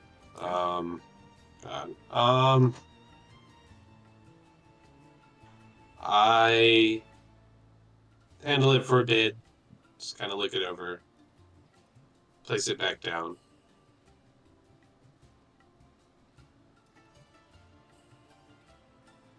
I believe both of my companions are correct. So you believe... This is Oh, go ahead. This is entirely up to what this crown itself symbolizes. Yes, there could be monetary value in how much you purchased it for. But as my compatriots Seville and Reginald have stated, it is potentially of no purpose because there is no one with authority clearly wearing it. Clearly it is a symbol, as my other friend here, Lester Bourne, says it can be. That would depend on who wears it. Were I to wear this crown, it would certainly at least give some degree of credence to the idea that I am noble ruler of some land or potential country. Should you wear it, I'm sure it would be seen as a greater symbol of status for who you already are. And so I will simply say the crown's price is entirely dependent upon its... Oh, God. Dude, come on. Upon the head it rests upon. Yes, thank you. I got distracted. Yeah, you're Upon good. which the head it rests upon. And I will slide that back, and that is our answer. Looks at the hourglass. I gotta admit, 5 minutes is a personal best. Never had anyone answer that fast. Well then, the answer being that the crown has no inherent value other than the value of the person who wears the crown. A very philosophical question, a very philosophical answer. C plus B, we'll say. Passable. I will say, quick to answer, quick to unite, good. But maybe If take I a may few ask, sir, moments. Was it actually monetary, sir? If I may ask. Oh, this thing? Oh, I believe when I bought it, it was 12 crowns. But yeah, This is one. he takes the crown, puts it back in the box, and then just latches it up, sets it off to the side. All right, well, shit, I had a lot more planned, but okay, we'll go on to the next trial then. Ooh, actually, let's see here. Right now, would it be a good time to go? He looks at the rest of you like, yeah, now would be the perfect opportunity to go. Well, come along. He's going to forgo his cap and cloak, and immediately just like grab the whiskey ball, get like another shot. Ugh. Come on, let's go. And he starts heading back out exiting the library into the main hall. As we follow, I want to go to Aurelia and just whisper, "I'm sorry, I really I am thought had literally that. brushing you the fuck off. I thought I had that there. I thought that was the answer. I brush him the fuck off and do not respond. It was so simple. I just keep following Gregario. Gregario exits like goes to the front, sees the guards there. Is like, can you go the carriage around? Already, sir? Yes, already. They answered very quickly. But yeah, it is what it is. Get the carriage around. We're heading down to Trader's Reach. As a very fine carriage pulls up, a long like carriage, like not like a stretch limo, but definitely like spacious enough to fit all of you in comfortably. I assume you all pile in. Mm-hmm. Okay. Yes. Yeah. It's very cushiony on the inside. Has like a strange like a ventilation that blows out cold air. So it's very helpful in this heat and humidity. Yeah, it has AC. As you take the cart around down south, back into Guild Grove, and then around to Trader's Reach, you head down to like a small bend down to the south side. And you see as the cart's pulling through, you see a lot of people like waving towards the carriage as Gregorio kind of leans out like, "Hey, how's it going, people? Hey!" As it pulls around, you see a building that is partially run down. It is we'll say it's like it's hit some hard times. Maybe it was blown up by something, maybe a mishap happened, a fire, something caused the place to kind of break down, and it's kind of in this state of disrepair. Still standing, but definitely just like one bad quake or one bad moment could just push it all down. And as the cart stops, he piles out. It's like, all right, yeah, this is the place. All right, second trial time, and this time I'm going to give you a full ass day to decide this. You have until 7. We'll say 7:00 p.m. tomorrow to give me an answer to this one. If you want to answer now, I won't stop you, but I would recommend taking some time. This building here was once a factory for metalwork. Had an accident, no longer does that. But now we need to figure out what to do with it. I would ask you all to come up with an idea of what to do with this building behind me. Now,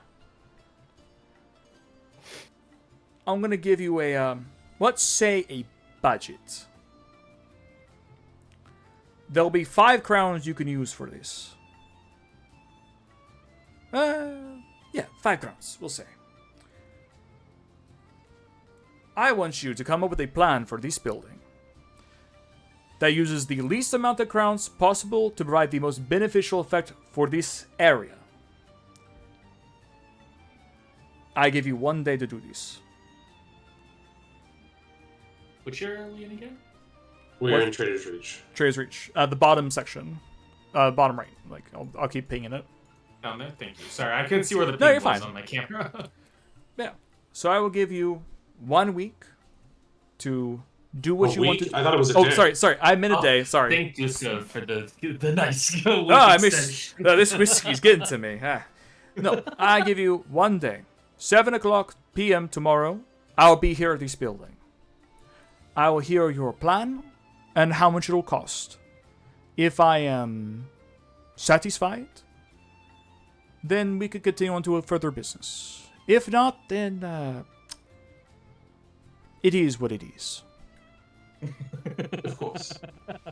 We will put our efforts and minds together to come up with an answer within the budget for this building as best as we can. Absolutely. I will have my cart here escort you back to your inn if you want, or if you want to loiter around here and check out these sites, you can. I would not mind the opportunity to look around the area first. Yes, It might be better to do some thinking on site. of course. I would agree, and we will stay here on site and make our way back to our inn. And I do appreciate your time and the opportunity. And I will, at that point, reach out my hand to shake his hand. He very much takes it and shakes it. It is a pleasure to finally put a name to a face. Or face to a name! Nah, sorry, that whiskey is really getting to me.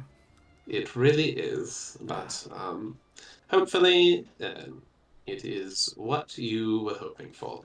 And I will then turn to the group and look to them. We will take a few moments to just survey the state of the building, and I will let you have your answer. And please do get back and continue to enjoy your whiskey tonight. Oh, I will, but if I may, Miss Bloodstone, don't Yes. worry about what I'm looking for. And he'll give you like a wink, and he'll turn and get back in his cart, and it drives off. Alright, so knee-jerk reaction, let's tear down the building. No, and I do not think that you need to be the one making any more decisions, quite frankly. We got a passing grade on the first one. I asked for something incredibly specific with this. I had a plan. I don't know what possessed you to jump in front of me like that, but I'm going to request that when the rest of, if I have to do with any more family things, you take a step behind. Miss Bloodstone, all I did was offer my advice to what I believed the answer was. The final decision was yours.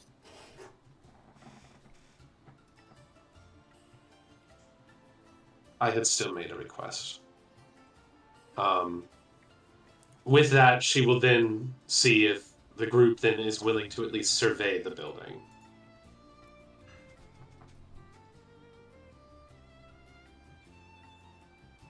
Reggie is going to walk away from the building and start canvassing nearby buildings and asking the people what they would want to see. Good. Okay.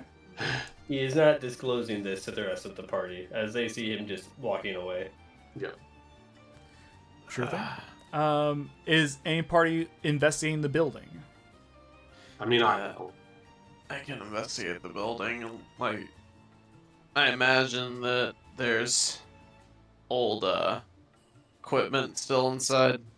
It's mostly burnt down, but there's still like the remnants of like tools and stuff in there. Okay. and it looks like Leslie had to get back up again. Damn. All right, we'll start with the investigation of the building because it's right here. If I can have anybody who's investigating give me either an investigation check or a perception check. Let's see, am I better at one over the other? Are you fucking serious?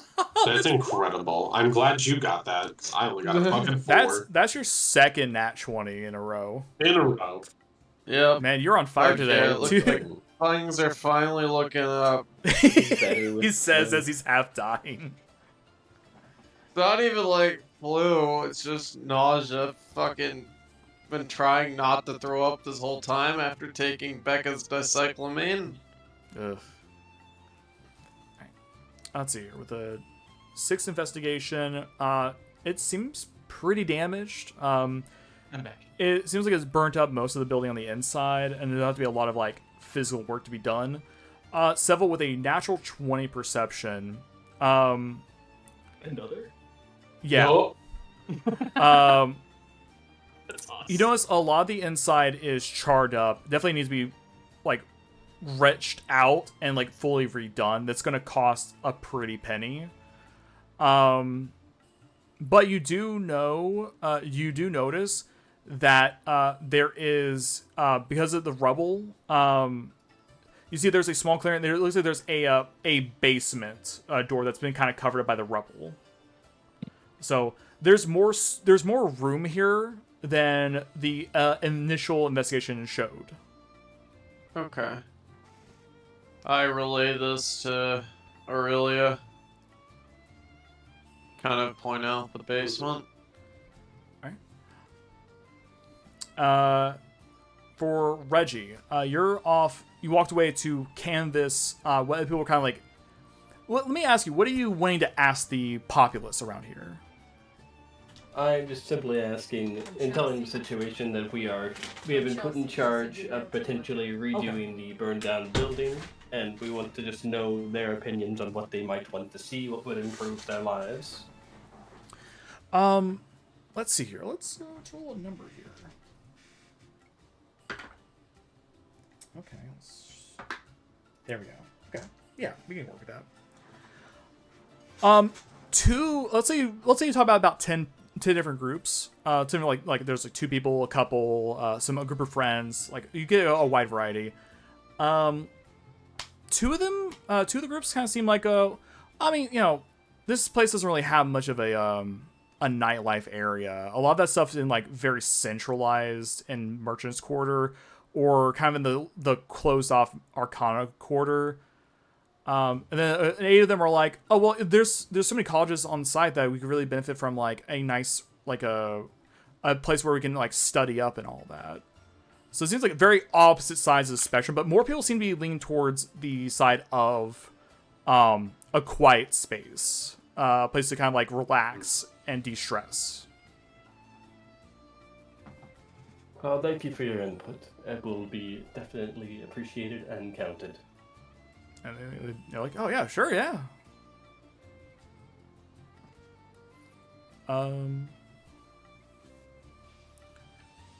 I'll just continue to canvas for like probably around an hour or so before heading back.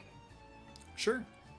You get numbers across the board. Like I said before, some are looking for a bit more nightlife, some a bit looking for quiet spaces, some are looking for like a nice cafe, a bistro. It seems like what is the overall condition of living in this area? This place doesn't really have much. You don't see many houses. A lot of the places around here are either businesses that have like a attached like atelier, kind of like a like artists that live in their shop essentially. Okay.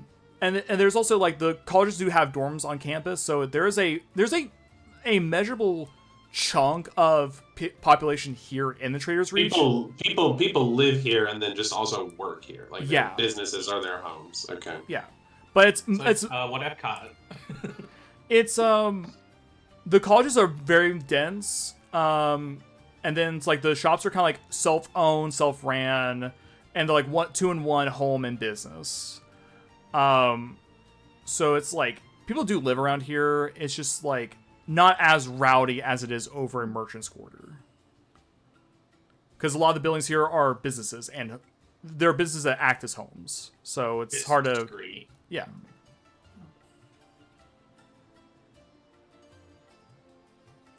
Cool. All right. Leslie, do you do anything?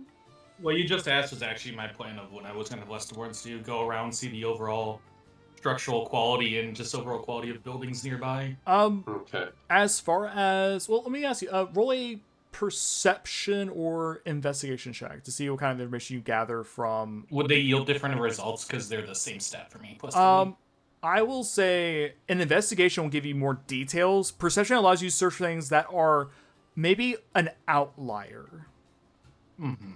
Investigation might also be harder. I'll go investigation. Investigation? Okay. 11. 11.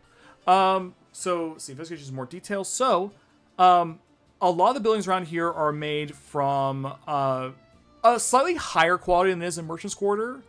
There are fewer buildings. Most of them have very colorful displays, either on their roofs or on their shingles, stuff like that. It's very colorful here compared to Merchant's Quarter and Arcana Quarter. As far as like certain things that make it stand out from like Merchant's Quarter, like Merchant's Quarter is like very much like stacked on top of each other. This has a bit more air, more room to breathe. There are more there's more like topiary, there's like a like designs. This is like a very artistic section of the city. So you get the vibe that's like this is like a very not ritzy, but more like a expressionist type of town, type of district. Allowed to do one thing while I'm searching? I know I rolled for the investigation, but I was hoping I could do one more roll on something separate. What is it you're looking to do? Occasionally stop, talk to people, and ask about the Bloodstone name. See their opinions on Oh. Sure. Roll me. What would this be? I would say this would be a persuasion check because you're trying to get people to talk about certain things. Was that a nat 20 or a 2? That's a nat 20. God. I thought that was a 2. Wow. Every now and then you come across a group and you ask them, Holy have you heard of the shit. Bloodstone family? Let me ask, what do you is it just like you ask, like, have you heard of the Bloodstones? I Or want is to there... see the public conception of the Bloodstones, whether they've heard of it, and those who Conception. have heard of it. Yeah, conception. Perception of the Bloodstones, and if they have heard of it, what their general opinion on the family is. Okay. And the nat 20.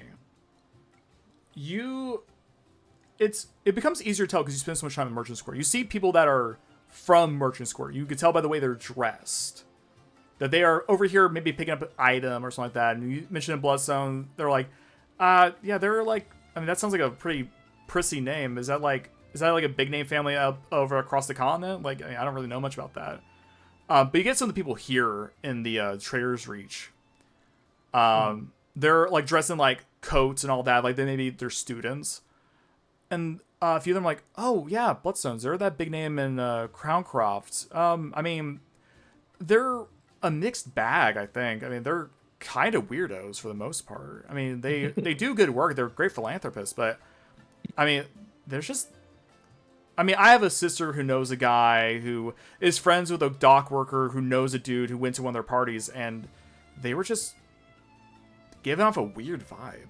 I mean, if I met a Bloodstone, like, would I judge them? Probably not, but it's just like, you know, if they start giving me weird vibes, I don't know, man. I would just leave? I don't know.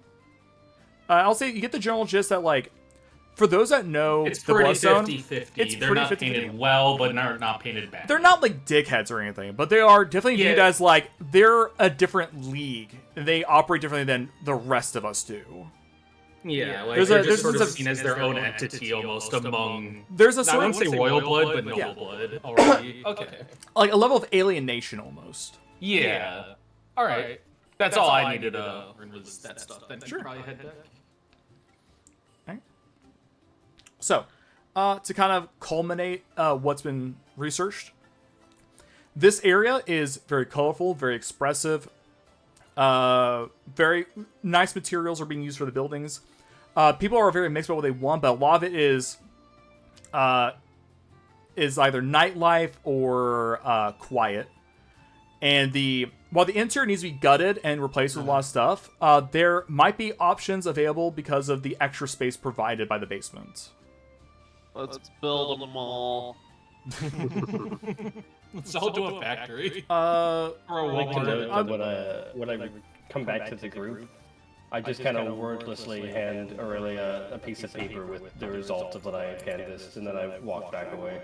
I'll say I've just been sitting on the stairs, like, of the building, like, the front stairs. I take the paper, and I just read over what he had found out.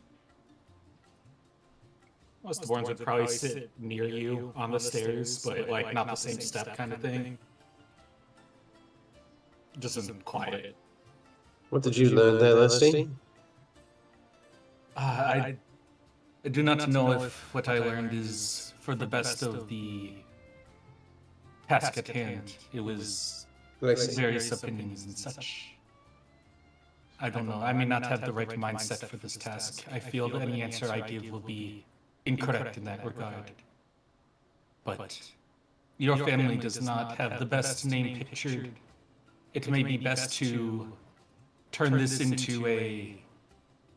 what's the word out of character? Almost like a donation kind of thing. Like where they donate the land to up their name kind of thing. I don't know if there's an official name for that, sorry. I know what you're trying to say. I know what you're trying to say. Like, on behalf he'd of say the something like, family. he'd say the word kind of thing, or whatever that means. Whatever and then, word I'm looking rub to his think of, head that's in what I it. say. Yeah. It may be appealing to him. I am not sure, but the Bloodstones are all about, I guess... I can't really speak for your family, I guess, but I cut him off. Better... Am I being too harsh to Reginald? Are you being too harsh to Reginald? In what manner? Like right now or in general? In general. I do not believe so. I feel you are being yourself, and I feel he recognizes that. I'd say his recent apprehension in cracking wise with you is not out of fear nor dislike, but instead out of recompense? Question mark out of character? Like making up for the mistake kind of thing. You didn't inform him of... I look around, is several just hanging around us? Yeah. Okay. He's also trying not to throw up. I understand. I'll just like move closer to Lestaborn, so I like lower my voice a bit. You didn't tell him I gave him the Ruby, right? I did not, though it seemed as if he knew already, considering this morning he immediately looked your direction. Yes, well, I suppose it was quite obvious, but... Is the ruby meant to be a malicious act, if I may ask? It was meant to be...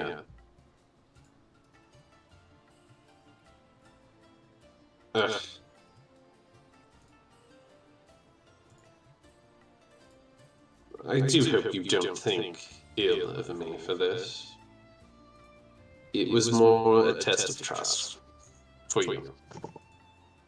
A test of for myself? That is all right. I am strange fella. He'd say with like a little chuckle and the gears on his cheeks spinning a little. It just tells me that I can at least rely on you to keep it secret, is all. Of course, I only do so as I expect the same from you. I'm not mad at him for coming up with a fine answer. Then why the behavior, if you do not mind me asking? You see, you're just like clench and like roll up like her pants for a minute. I was finally given an opportunity to lead something that my uncle couldn't do. And after the only thing I had been trusted with was a letter, just a delivery girl.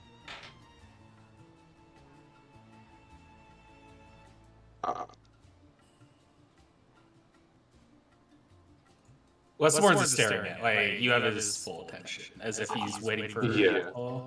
I'm unable to even show you an ounce of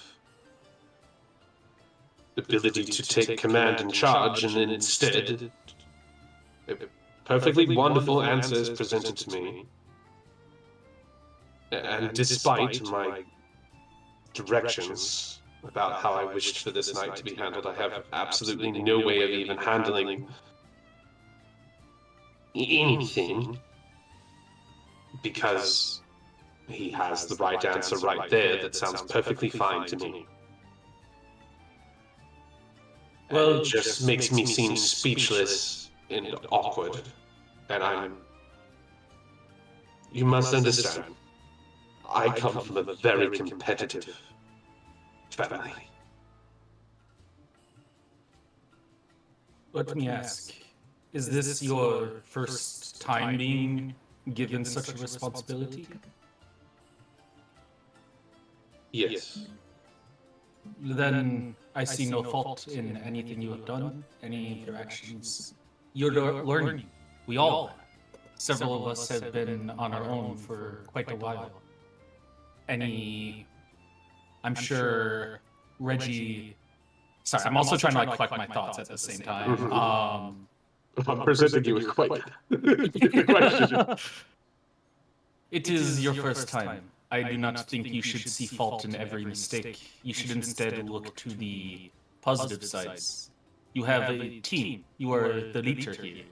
And you have made use of your team, not only in that scenario with answering a question, to which we still received a okay grade, at least enough to get us into step 2. And in step 2, you divvied out the work properly, and you, at least I hope, will be taking everyone's opinion and effort into consideration. To me, you are doing quite a good job. Especially She's like gnawing on her thumb as you're like speaking. even with bad habits such as that. You should not do that.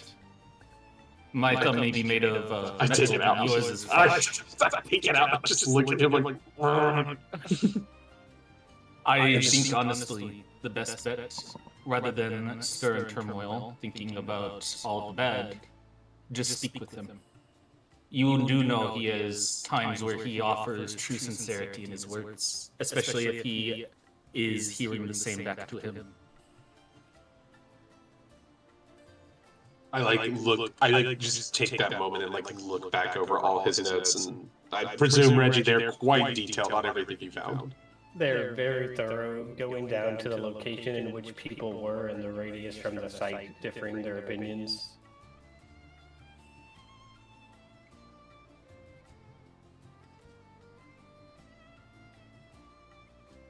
If you'd like, I can call him back here.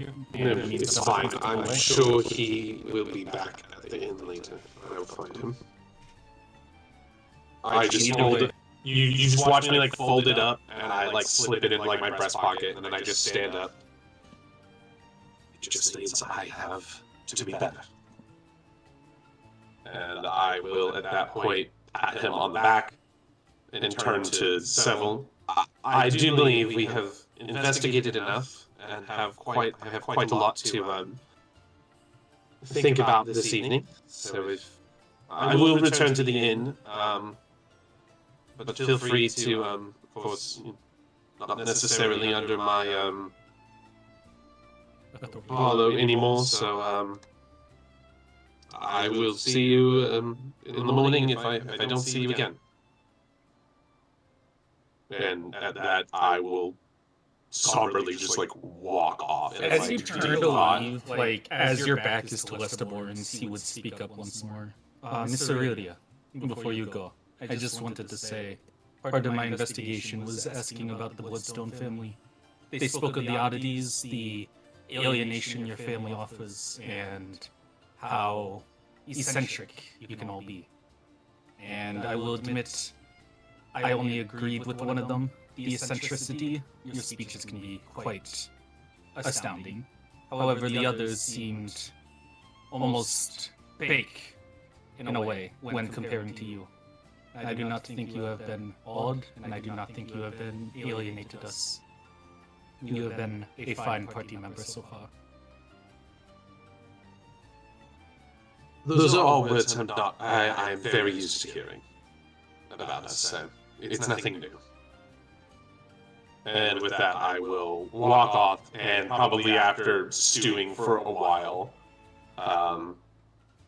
I will try to like flag down like a carriage and ask if they can take me to a popular winery in the Gilded Grove. Absolutely. Easy enough to do. They take you probably about more the northern side, which is a little greener, kind of close to Sovereignty. Probably this wine vineyard right here. They have a bunch of different types. They offer you a wide variety. They have a little small taste thing going on, so you can kind of try a few if you want. I'm probably literally going to stay there until the place closes, or I'm asked to leave, and I'm drinking. Oh no, she's wine enhancing. She is wine acting hard. Alright. And I'll lose however much you tell me I end up having to pay for all that. I would say this is about like probably about 7:10, 7:20 whenever you no, there's an invitation issue. Well, since it's like 8 o'clock you're there, they probably close right about 11 or so, so about 3 hours of drinking. Yep. I'm gonna say that runs you about, with the wine here, probably about 15 gold. I down 15 gold. Drowning. Then I will also remove what has been seemingly the custom of 3 silver per trip, and eventually get myself a carriage back. Absolutely. That is my fucking evening. That's your fucking evening? Alright.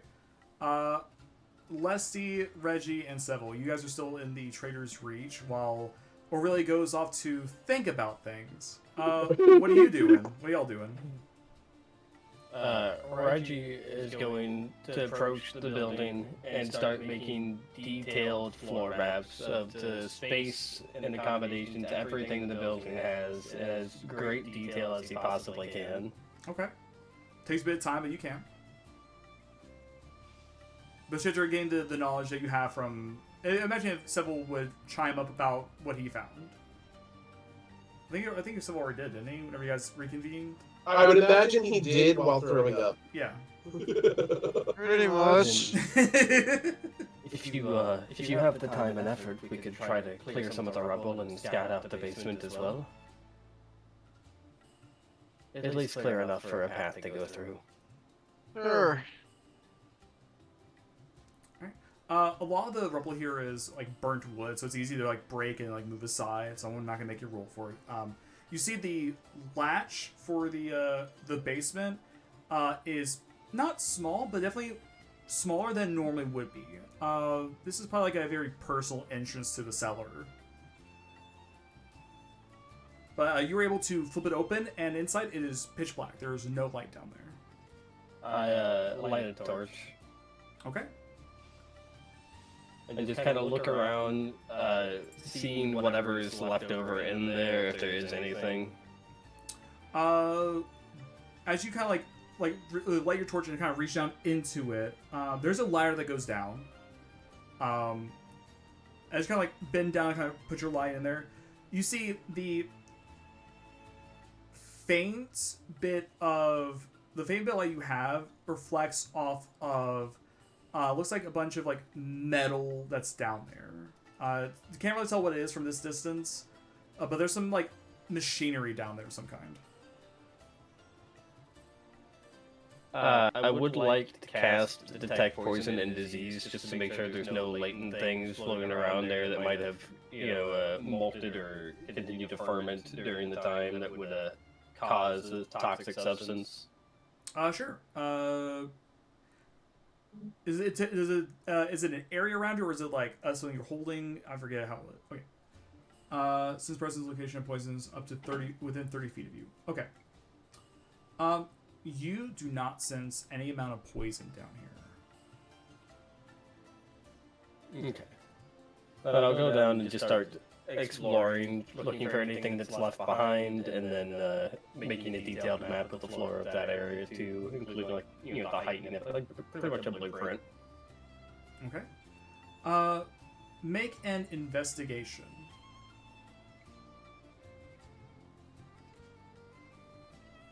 Not bad. 18. 18.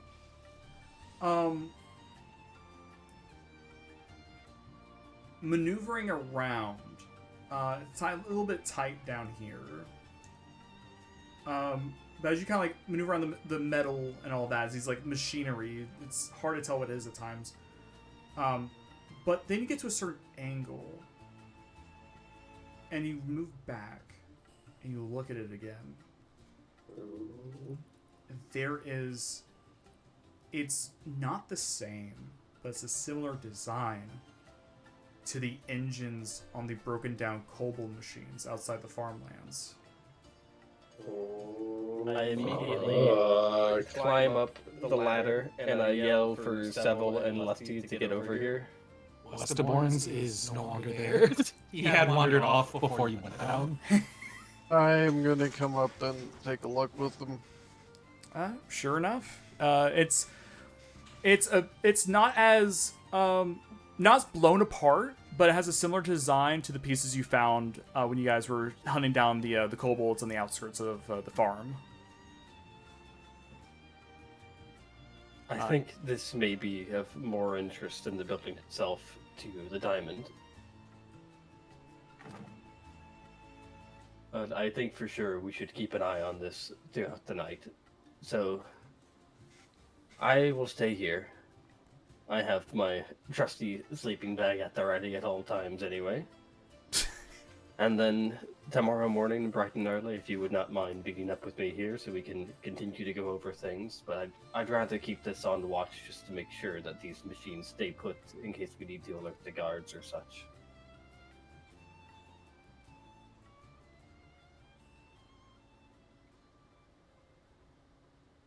Seville died. Yep, that's fine. Sorry. You're fine, man. You're fine. Before you go, Seville, if you would not mind, and I take out like several sheets of paper with super like detailed blueprints and hand it over to him. If you could give this to Aurelia from me. I give him a thumbs up. No problem. And then Reggie will just kind of back away into the shadows and try to like hide himself in the machinery to the best of his abilities. Roll out his sleeping bag and just sit. Okay. You ever just sit? You're just sit. You ever just sit? Speaking of, Lesty, you said you wandered off before this all started kicking off. Where'd you wander off to? I wasn't really looking for anything in specific. It just felt like that's what he would do. He would wander off and probably look around the Trader's Reach if there was, I guess, anything that would catch his eye just walking around. Even if it's like nothing like out of the ordinary. If it's like, oh, there's a cool show over there, go look at that for a few minutes and then move on, kind of thing. Mm-hmm. But nothing in particular. Just looking around, seeing if he finds anything of interest. Let's see here. What do you find? Like a side quest. I'm kidding. Like a side quest. Yeah, Yakuza side quest. Oh no. All right. I go RC car racing. Oh my goodness. You haven't encountered the weird thing I've been putting into this game yet. I can't wait for you guys to see it eventually. Oh no. God. But I would say you probably wander around, we'll say, to this building here, maybe. Which one? Ping it again, sorry? I didn't see the ping. This one here. Yeah, okay. Uh-huh. You see a very fine like lumber mill that is currently churning out like they're like still sawing stuff. It's almost dusk. Oh, it's not dusk. It's like nighttime. They have little lights on, and they're still like sawing stuff off. They're like chopping up, and they're like this is very much like they're making the big chunks, and they have some people who are chopping them to smaller blocks, and then like whittling them into fine small pieces, probably like used for armrests, stairs for the bar, chair bar, the not chair bar, stair bar. The chair bar. No, it's the guardrail. The guardrail when you're walking upstairs and all that. Just chair like bar. chair bar, yeah. basically it's like everything that's like they could make it to a finely wooden made thing is happening here, and it's like each piece is being like cut apart and like dispersed among proper people, and it's just this whole like it's like a assembly line, but each person has their own style of doing it. So it's like watching a assembly line turn into a art exhibit almost. It's very strange. Do any of these stick out to me in any way? Like, I'm sure some have like a cool design, but do any of them speak to me? Speak to you. I can roll a check, like, kind of thing. No, I won't make a roll check because this happened pretty recently. One of the people who is churning out like some wood and all that, he's like whittling it down. He's working on this like headpiece and all that, and as he kind of whittles it down further, you start seeing the real shape. It's very reminiscent of the style of wood carving that was shown in Gregorio's manor.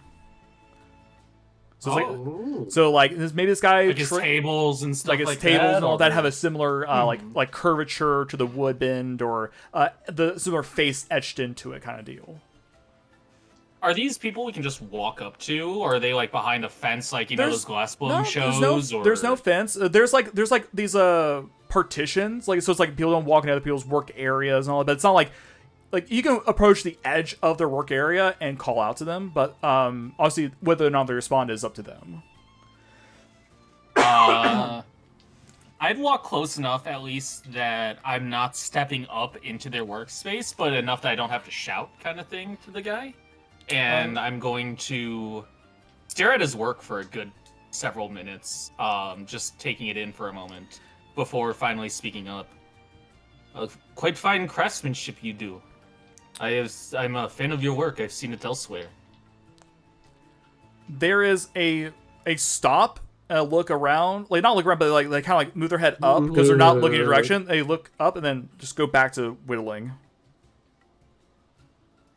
He'd think for a moment, and he'd sit in silence for another probably 10 or 15 minutes, just watching the work. At least until he seems to...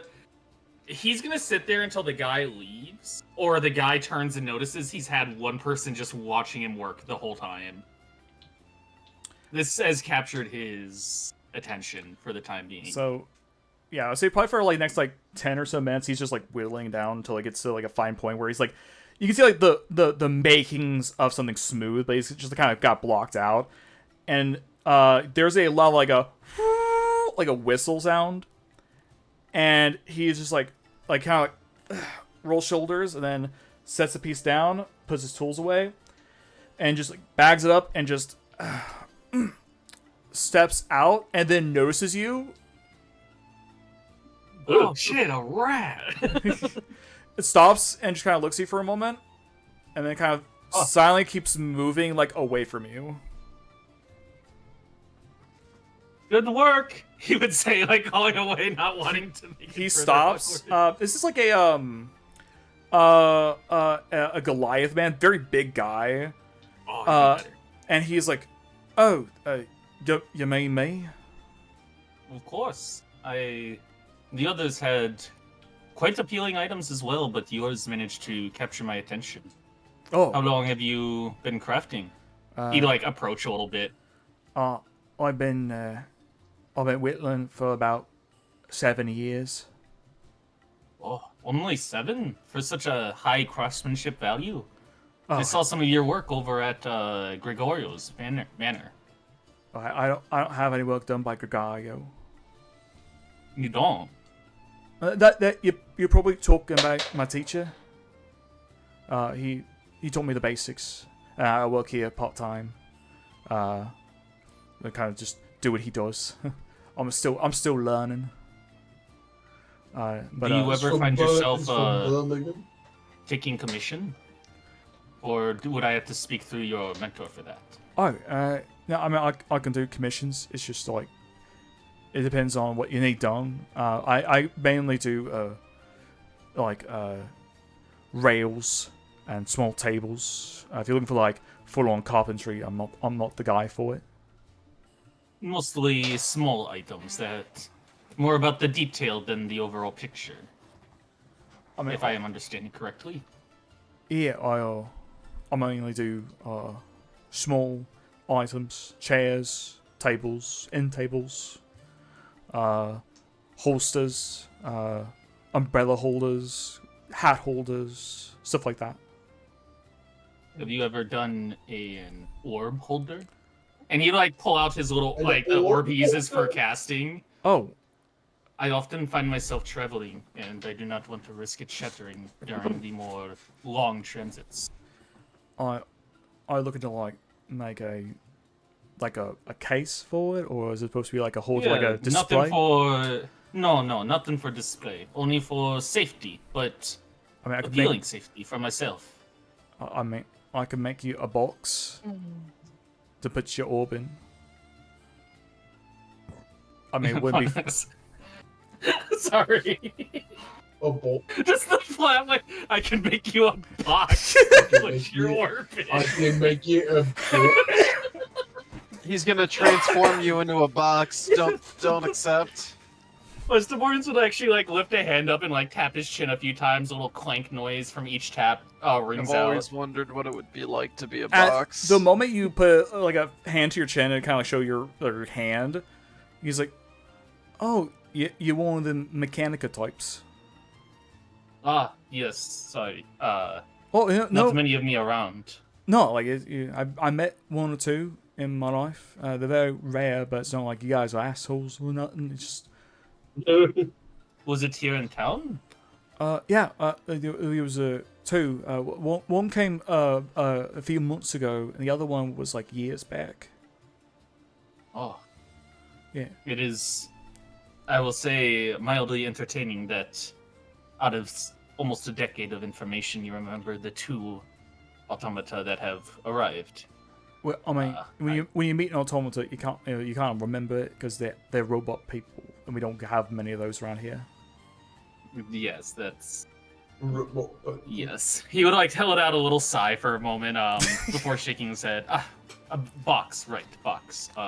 Yeah, if you want, I can make you a box. It could be a fancy box or a basic box.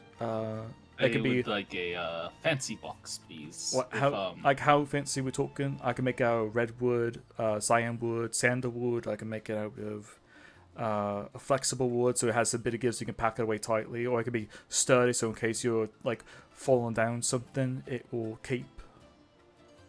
let's go with. I like that. Flexible. Flexible wood. I can, And if you could etch this design into it, and he would like turn and show his arm, which has all the little like. That's where most of the intricacies are, you know. If you look at the pictures, yeah. that's where. What was his name? Not the devil. What was the mentor? Oh, Jarek, I think it was.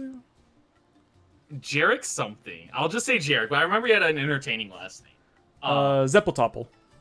That was it, Zeppeltopple. well, Actually, instead of the arm, he's going to instead say, could you carve a J and a Z into it for me, please? J and Z. Yes. Are those your initials? Yes. Oh.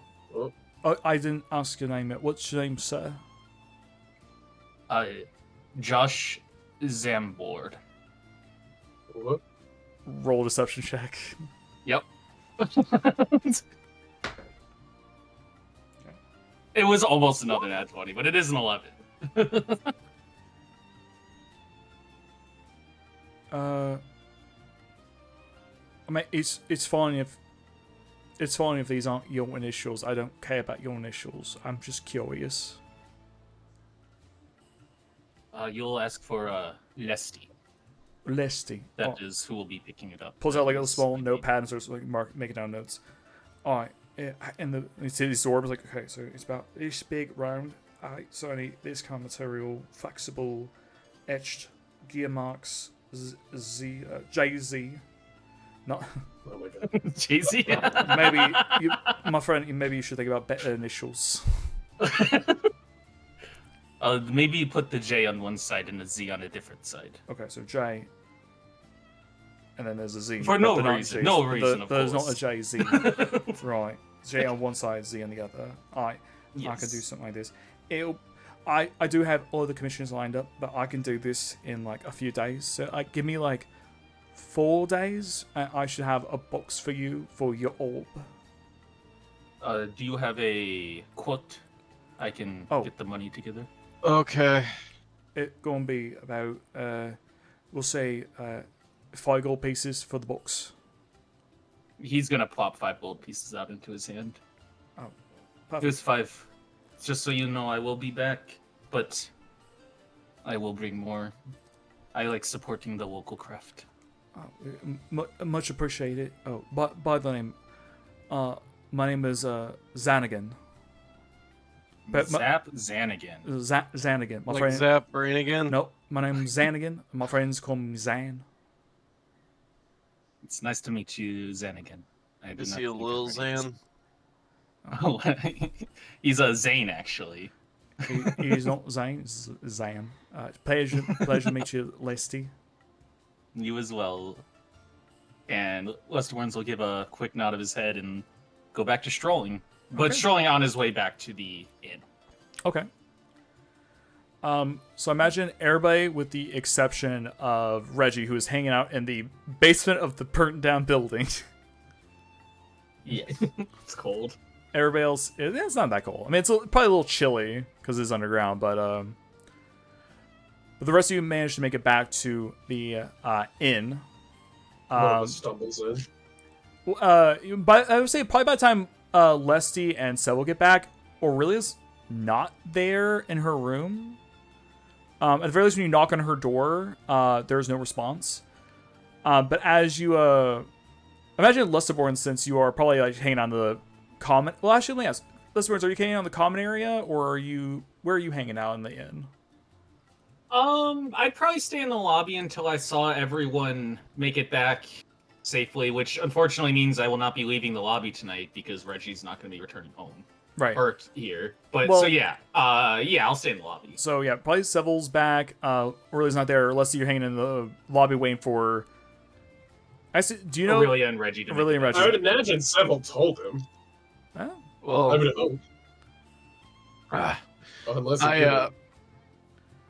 well, I'm a little bit hazed. I just stepped away and threw up. No, and you're came good. back, No, you're fine, so man. I You're fine. fucking- Yeah, you're fine. We were just. Would you have told Lesty that Reggie's gonna hang out in the basement because he found some weird shit? Yes. Okay. Okay, then I will just sit and wait for Aurelia then in his eyes.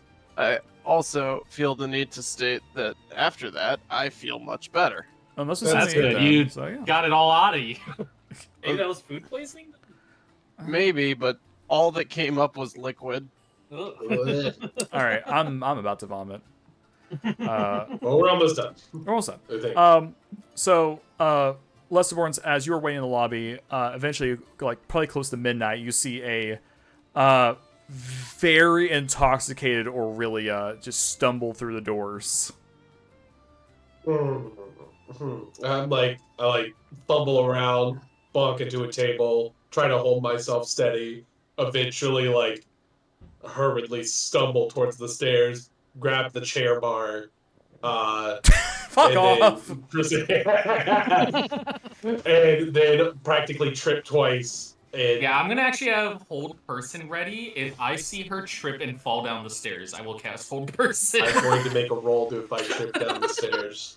I literally, instead of just going up to help her, he's like, I'm just gonna Yeah. cast a whole person. A whole person's Well, she paralyzed. wants to and be it on doesn't- her own, obviously. He's not gonna step in. He's not gonna be that guy. Technically, whole person paralyzes them. It doesn't stop their motion. So technically, if you were to do that, you would stop her being able to catch herself. Yeah, she would just T-pose down and like break her Like legs. that. I forgot about that. I'm gonna have my mage hand ready, just in case. It has shove, Her. so Yeah. it's floating behind her, ready to shove back up the stairs. That's you know? that's a more sensible option. Athletics or acrobatics with disadvantage? I'll say since you're in heels, acrobatics. Oh, at least I'm good at that. Oh wait. Don't say a wait. All right, 18. All right, 20. 30, 20? I'm Okay. so Yeah. Wow. It's all that training, man. You've been drunk before, especially on wine. You're no stranger to this. No stairs Oh, can yeah. conquer you in this moment. Fuck that. I will stumble up. I will walk towards my room, stop, and then just see if Seville or Reggie had left the door unlocked to their room. Is it unlocked, Seville, or no? Sure. Yeah, it's unlocked. I literally stumble in. Reginald, I am terrible. I stare at her. Where's Red? Where's Red? Reginald is in his own room. Because you all share the same room, right? Or did I make that up? I like look at the second bed. There's a second bed there. Wasn't I in there with Lesty? No, I don't Leslie, have- you've you're been in there with, Reggie. You've been in Because there with Leslie, Reggie. Leslie sits out in the common right. area. But it's even, and it makes sense. Reggie does have his own room tonight. Reggie Kelly does have his own room. Reginald is in his own room currently. Oh God! I made him go and get a different in room away from me. Oh no! If you're feeling guilty about the way you've been treating him earlier, then do you wish to remain drunk for it?